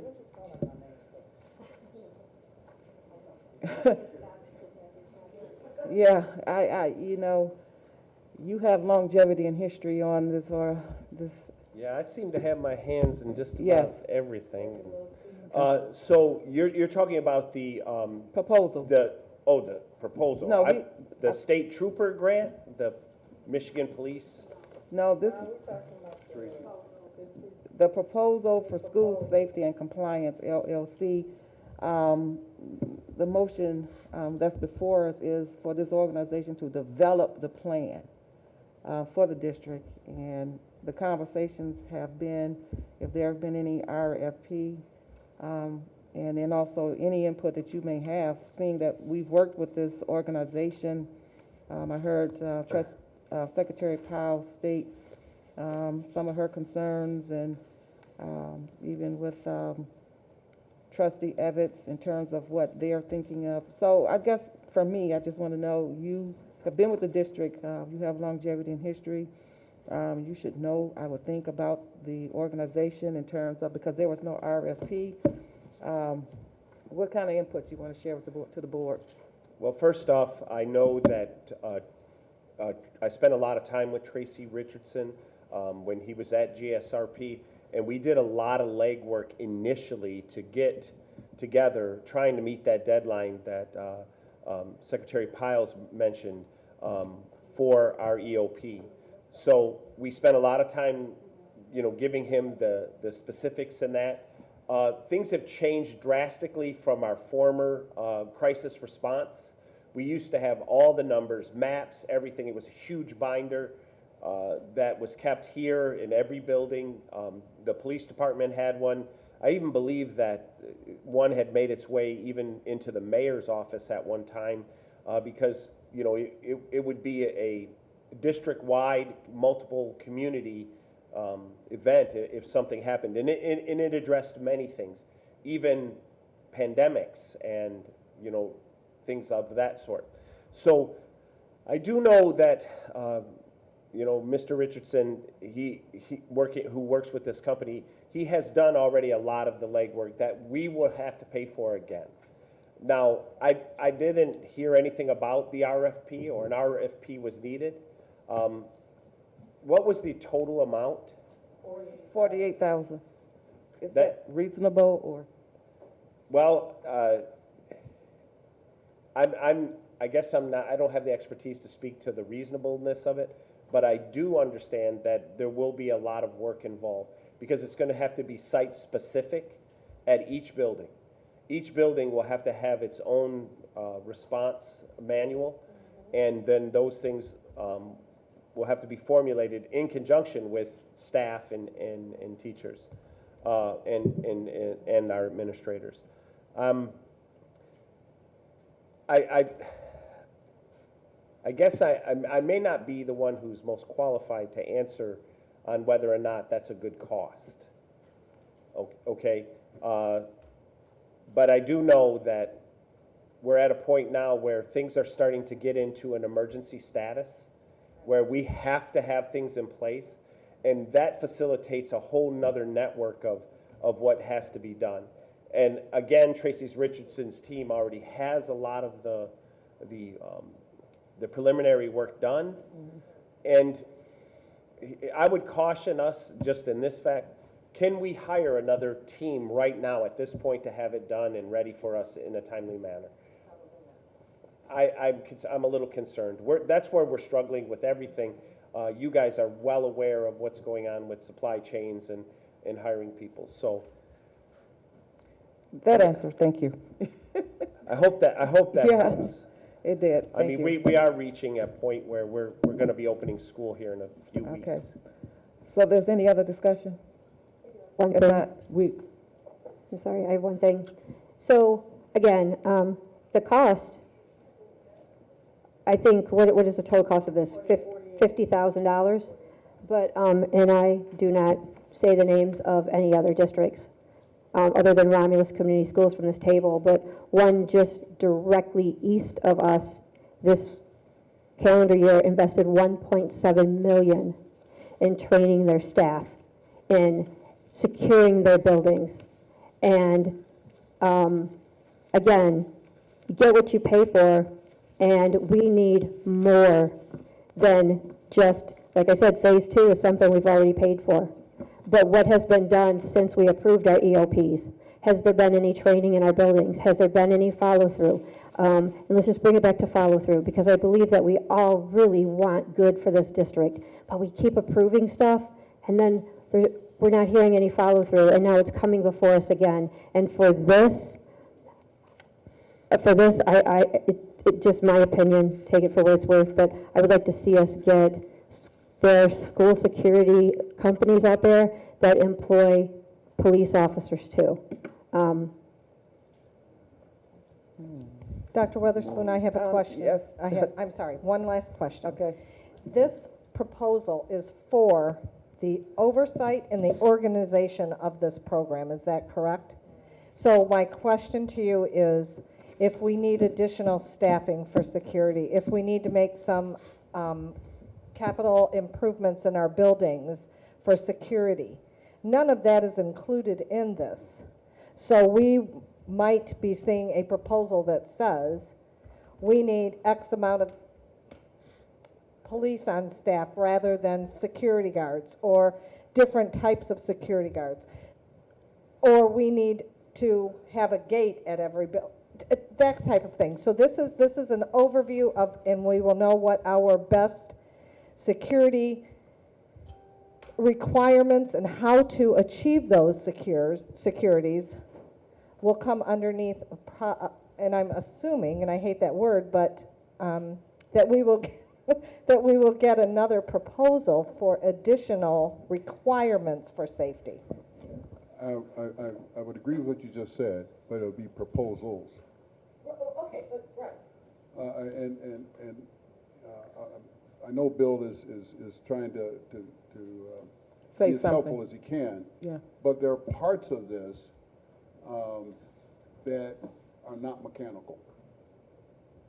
There are parts of this that are digital. And we can't comprehensively pull all those in together ourselves. But you have to know where to go for the resources, and to address the questions that Secretary Powell's put on the table. The answer is yes, we have to look at those things comprehensively, but we do not have a basis on which to begin. This is what he's supposed to be providing for us. So,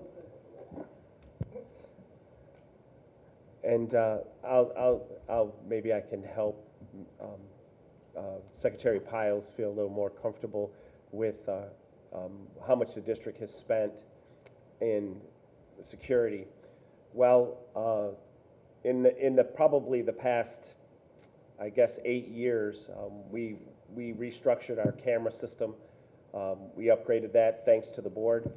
We also have put in secured front entries in all of our buildings by the end of the year, which well exceeds what that other district did. It's literally millions of dollars, and trying to make sure that our students are safe. That grant that I mentioned is $55,000. We're going to invest in night locks and in some. We're going to utilize it to get better radio systems, so when we have an event, and possibly to-go bags if there's enough funding. Now, the district can add to that, and I tell you, I could very quickly spend $2 million in security-type things. We've looked at getting locks for all the doors, for different systems that would be, game changers. But again, we have to see where our monies lie and how we can afford to do those things. And again, safety is something you have to afford. But we can do all those things. And I think, in support of Mr. Richardson's company, he's going to give us suggestions. But we're going to have to do the hard work and do the research and determine ourselves, this board and our community, what we want to do in our buildings to make our kids feel safer. I mean, truly, that's our responsibility, not a consultant's. He can send us that way, but it's going to be our decisions that we have to make, those hard decisions about what we want to spend money on. Okay, thank you. So, if there's no other discussion, the motion was made by Trustee Evans, support by Secretary Piles. Madam Secretary, roll call vote. Wester?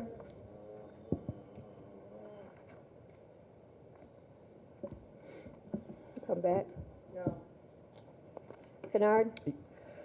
Yes, call President Laugh. Making motions. A yes. Piles, no. Bergeron? No. Evans? No. German is not here. Terrell? No. Kennard, did you vote yes? Yes. Motion fails. Motion fails. Madam Chair, I would like Yes. to make a motion to add an action item that school security and safety, whether we put out RFP for this and get the most qualified company to come in and do this ASAP. Is there support? Motion's made by Secretary Powell, support by Evans. Is there discussion?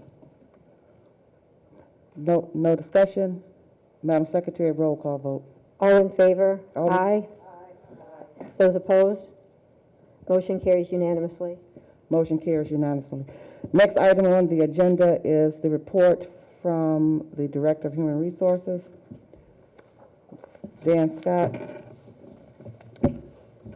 Okay. Action item A, hire of community outreach and special programs. So move the recommended motion. Any board member can make the motion.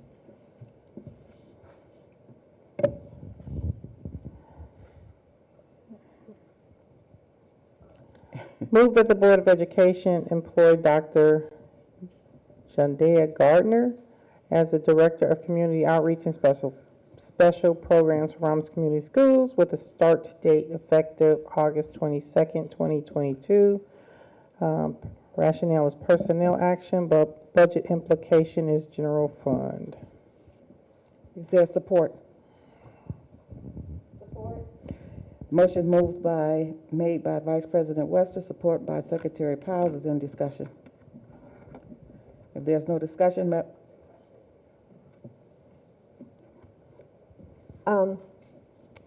So my question is, on this position, I know that when these positions were brought to us for approval, I had asked for the cost of these positions, and I know, Mr. Scott, you didn't have them at that time, but said that you'd get them to us.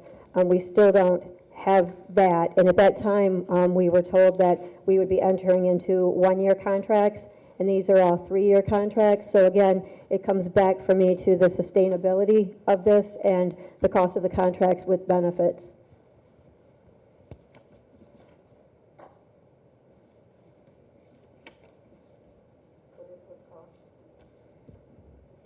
Mr. Scott? It's the, is this, yeah, okay, sorry. This is the outreach and special programs. Totally is what, Yes, total. It's for base- that one? Base plus, fringe benefits, do you know? Right. Well, the base is in the contract listed. I'm sorry, you don't have it? There, it's in the stuff that was put on the table this afternoon. No, that was sent out to you. That was sent out to you last Thursday.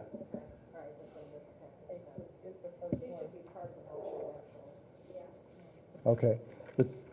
The estimate of the total cost is going to be 50% of the 130, which should be 70 or 65,000.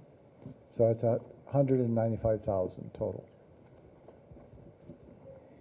Is there any other questions for discussion? I have one. Yes. In the organizational chart, well, let's go back to an executive session with with President Kennard, Dr. Weatherspoon, and myself. This position was to be an special program slash projects director. In their Title IX was to move to curriculum. And then in the organizational chart, underneath this person, there are 4 positions for coordinators. Is that still the case? That this person is going to have 4 coordinators under them? That would be correct, with the exception of CTE.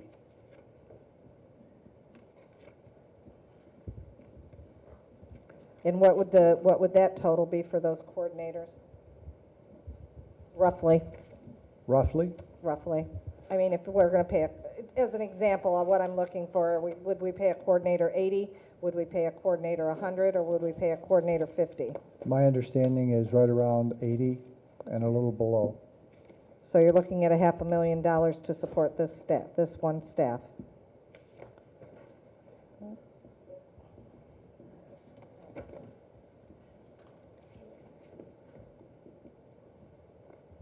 Thank you. Is there any other questions for discussion?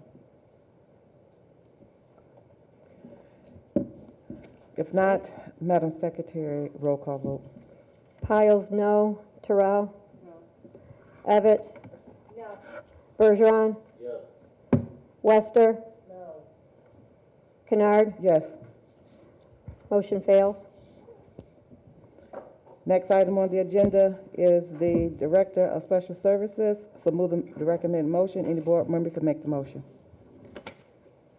Move that the Board of Education employ Dr. Patrick Mize as the Director of Special Services for Romulus Community Schools with a start date effective August to be determined 2022. Rationale, personnel action, special ed director pay, exhibits not available. Support? No, any support? Support. Motion by Trustee Evans, support by Secretary Piles. Any discussion?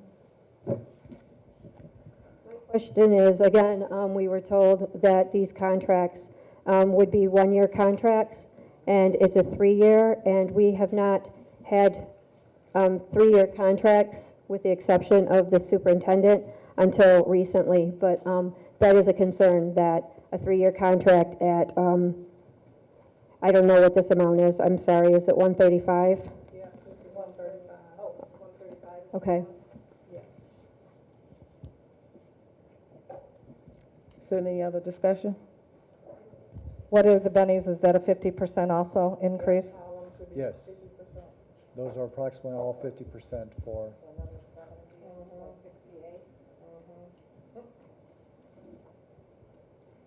Is there any But other? could you talk to us just about the reason to make these 3-year contracts as opposed to the 1-year contracts we'd been told, or 2 years like we previously had? when I talked to Dr. Weatherspoon about this, he was looking to try to provide some stability and longevity of individuals here by offering them a 3-year contract as opposed to a 1-year contract due to the fact of the turnover that you've had in the district.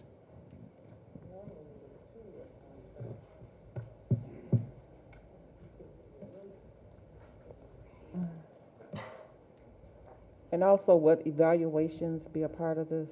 That Is would be was a that part yearly- of the discussion? Yes, that's a yearly evaluation. Is there any other discussion? So, Yes, trustee I'm sorry. Terrell. So the rationale, is that a 3-year contract would, present stability to this individual. Mhm. To the district.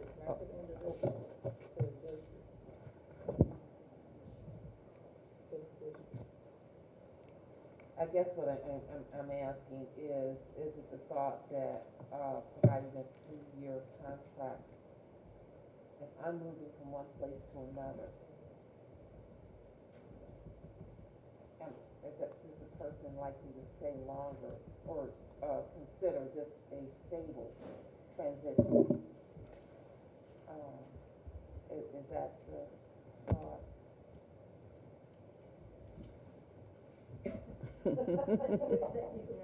Well, I'm going to assume that it's okay, Madam President, to Yes. respond. Yes, you may. Okay.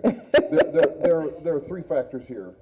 The first one is the level of salary that would be commensurate with the pay and competitiveness with other districts. Number 2, the fragility of the district with regard to the history of rapid turnover, both in terms of leadership and the financial and academic status of the district. So what we're trying to do is to present a stable, workable, central office with guidance, regardless of how the temperament may change as far as local governance is concerned. So it's a good opportunity for people to look at each other, meaning accountability on the part of the employee and the sustainability on the part of the governing body. Thank you. Is there any other? How many people were interviewed for this position, please? For, I'm sorry. Special That services? was, I'm trying to remember if it was 4 or 5, because some of them had 5, some had 4. And this included our interim special services director? That would be correct. Okay, if there's any other questions for discussion? Madam Secretary, it's been moved, motion made by trustee Evans, support by Secretary Piles. Madam Secretary, roll call vote. Piles, no. Wester? No. Evans? No. Terrell?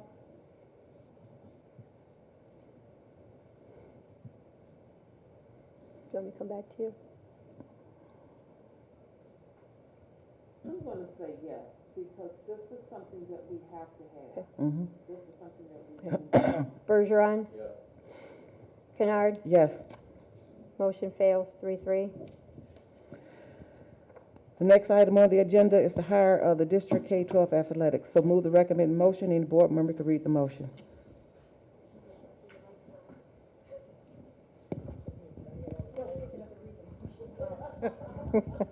Thank you.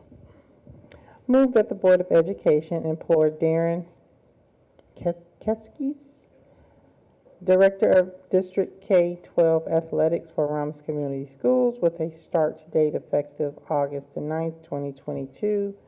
And budget implications is general fund. Is there support? Support. Motion made by Vice President Wester, support by Secretary Powles. Is there any discussion?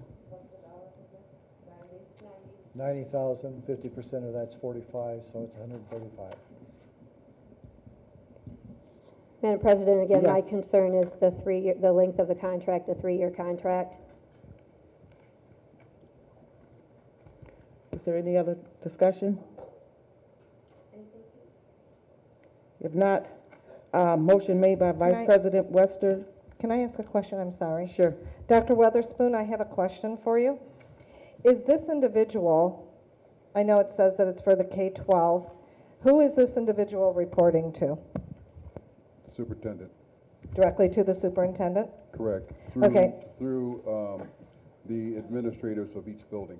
Okay, so there will be a game plan in place for the elementary level, and then they will work with each principal to set up that athletic. Same at the middle school. And then, what about scholarships? Is this athletic director familiar with us, with reaching out to colleges for scholarships? Yes. He is? He has those experience, okay, because I see his resume is quite busy. So I wanted to make sure that we have that skill level in place. He's Thank also you. productive. All right, thank I'm you. sorry? He's also very productive. Thank you. Thank you. Okay, is there any other discussion? If not, Madam Secretary, roll call vote. Wester? All right. Bergeron? Yes. Piles, no. Chairman's not here. Terrell? Yes. Evans?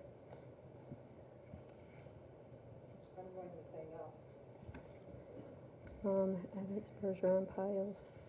Wester? Oh, still looking. Kennard? Yes. Motion fails. The next action item on the agenda is to hire the bookkeeper. So move the recommended motion. Any board member could read the motion. Move that the Board of Education employ Mary Randazzo as a bookkeeper for Ramos Community Schools with a start date effective of August the 8th, 2022. Budget implications is general fund. Support. Motion made by Vice President Wester, support by Secretary Powles. Is there any discussion? Do have a question. My question is in regards to this contract. This is a 1-year contract. And I know that typically we have had these 1 year with an automatic renewal for a second year to give that security. So my question would be, why was that not offered in this? Mr. Scott? For the support staff, we have been doing a 1-year contract because we do not know how these people are going to perform over the long term, as opposed to other people that we have interviewed who have shown their consistency in employment at a place and in fact have grown in those jobs that they were at prior to here, which you have when you requested the resumes. Thank you. Is there any other question for discussion? If not, motion made by, okay. Okay, the same question I asked. So this contract is the contract that the district uses for directors, and there's a different contract for administrative assistants. So again, my question would be, why are we using the contract for directors, which has significantly more benefits than are afforded to administrative assistants? I'm not sure that it has more benefits than it is afforded to. You can point them out if you want. So I'm not aware of that. well, I had sent them, emailed director and then the comparable administrative assistant contracts. when we talked about special services, when we've talked about other, the administrative assistants do not get the same number of PTO days No, they don't. or, and so, yeah, again, it was just the thing where we had those administrative contracts just recently approved Those were a changed? year ago. Okay, I'm just saying, those were changed for these individuals when it came to the PTO days? So has this contract been approved by legal? This contract was the one that legal looked at, yes. And all I did was change the PTO days and the name and the salaries.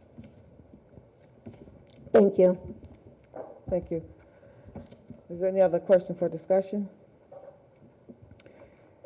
If not, motion made by Vice President Webster, support by Secretary Powell. Madam Secretary, roll call vote. Bergeron? Yes. Evans? Yes. Piles, yes. Terrell? Yes. Wester? Yes. Kennard? Yes. Motion carries. Motion carried. The next action item on the agenda is action item hire for receptionist/HR assistant. So move the recommended motion. Any board member could read the motion.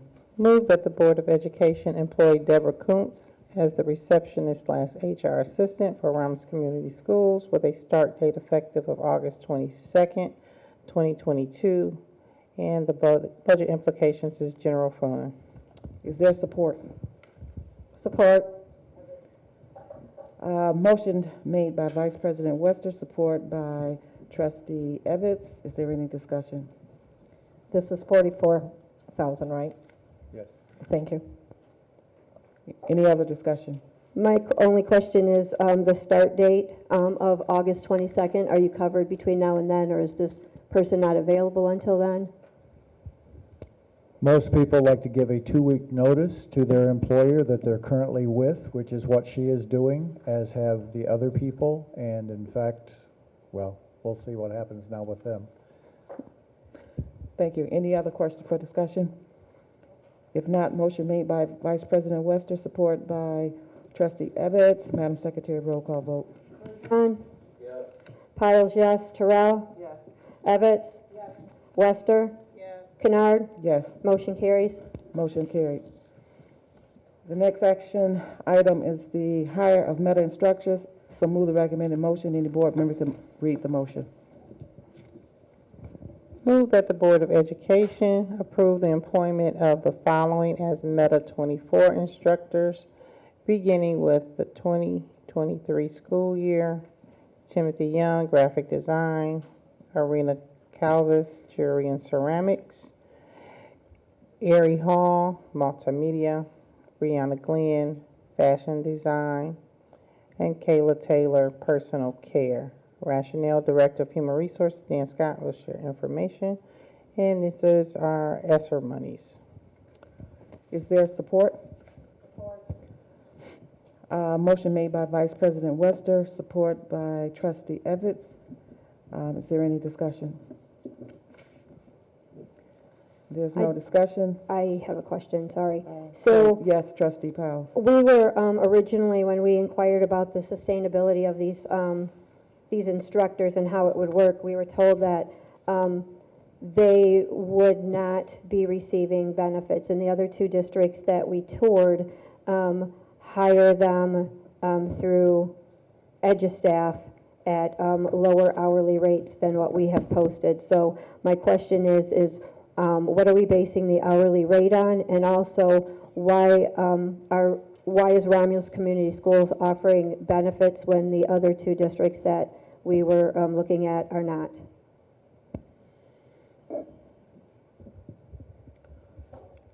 Mrs. Scott? Well, I guess I can answer that. Dr. Weatherspoon and I talked about this, and I also talked to Dr. Prince. And Dr. Prince is the one who came up with the hourly rates. If you look at the hourly rates, I do not know what the other school districts are paying at this point. But tonight you have talked about other school districts having higher pay and being more competitive than we are. And this is an opportunity, I guess, that we won't lose ours to those other districts that currently are employing them. But that is what Dr. Prince thought. If you look at it, you will see that they're at the lower end all of them. They're not at the higher end, but he said to be able to attract and have people be here with the expertise that we're looking for our students, that it's necessary that we pay this amount. Okay, is there any other? I just Uh, have a Sorry, I have one comment. more question, Well, Ms. let's, Evans. trustee, If I no, could just Secretary finish. Powell Yes, finish and then. so, my other question was, because we talked about CTE and class sizes, are these labs going to run every single hour throughout the day? Or will they only run a couple hours? And what are we looking at for class sizes for these? The thought is that they run every hour throughout the day. That's what I have heard.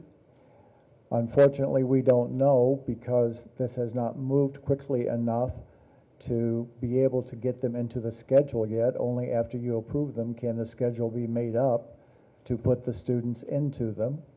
And as you know, we're just a couple of weeks away from the school opening. And so right now, we are behind the 8 ball. Is there any other, trustee Evans? So, Dr. Weatherspoon, you had commented that at some point, we were hoping that these meta labs would be open after school. No? Okay. Before school.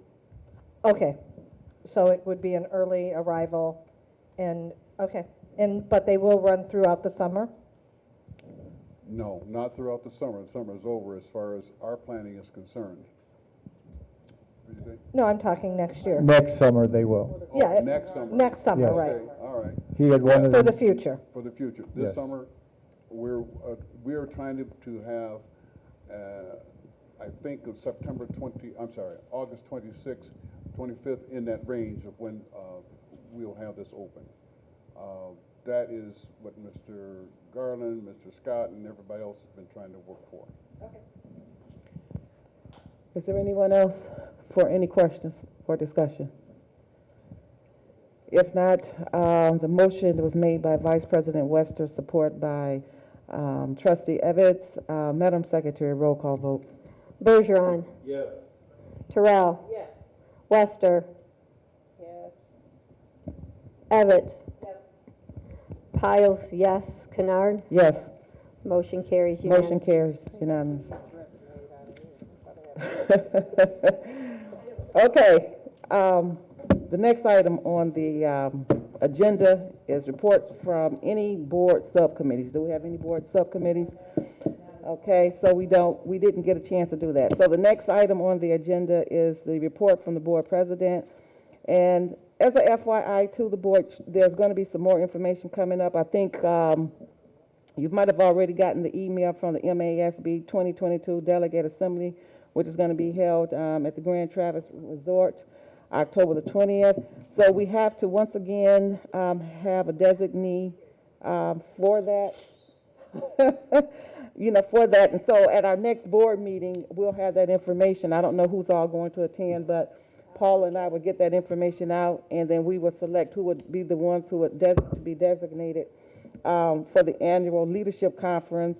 And what it is in a special session when called by the board, the Delegate Assembly establishes policies and rules for MASB through its resolutions and bylaws. And so then you'll have the opportunity to vote on behalf of the district. And so we'll bring that back to the board at our next meeting. Okay, we'll do that. Yes, trustee, Secretary Powell. To that, I do, yeah, trustee's fine. To that, I sit on the MASB Resolutions and Bylaws Committee, and received this letter from them at the end of July, talking about the delegate assembly, and saying in a line, and it says, hopefully, because I sit on the committee, they send this to all committee members, hopefully your board has already nominated you to be a voting delegate at the October 20th, 2022 Delegate Assembly, or will do so at your next meeting. So I am just requesting that we stay in that. And I know we also have an alternate, but I'm requesting, and I can share this with you. Okay, so we will take that into consideration, board members. So when we bring it back to the board, we'll have that on there as part of the discussion. Thank you, Trustee Powles. So the next item on the agenda, I'm going to be very brief, short, and that is I tried to do it at the last meeting, but we ran out of time, and that was to establish this board subcommittees. And so what I'll do is I'll send that to you. It looks like I'm going to have to wind up sending it to you as an email attachment. But on the documentation, it's going to have the committees. We are going to have, some of the committees were fell into the certain categories where it could be combined into one, and so that's what I did.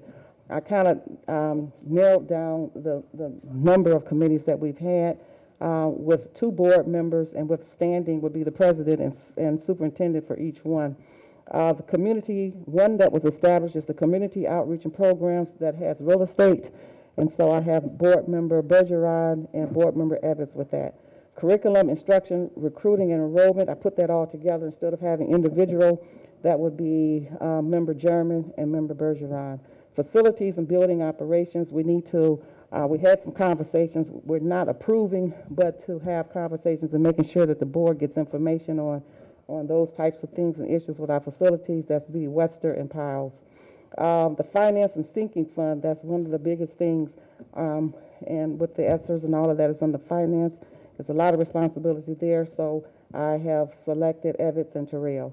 Human resources, we need to, as you can see, some of the things that come before us, if our subcommittees had met with our directors, we could have had, some of the things. That's why there's a need for our subcommittees. And that's in saying that, I have Terrell and German. Policy committee is something that we're having to look at some things and to go back. It's coming up where we got something where administrative policies are needed to be revisited from Miller. And so, in the board bylaws and those types of things, anything that's related to that, I have Powles and Wester. Knowing that all of these committees, you have 2 board members, but again, the president and the superintendent is standing, and they will be participating in all of those. And so what I would do is send this out to each one of the board members, and also on the documentation, it talks about the overview of the Open Meeting Act pertaining to these types of meetings, so that we are making sure that we are adhering to them. And also on the document, the board subcommittee purpose is on the bylaw number 1001 under the Code of Ethics.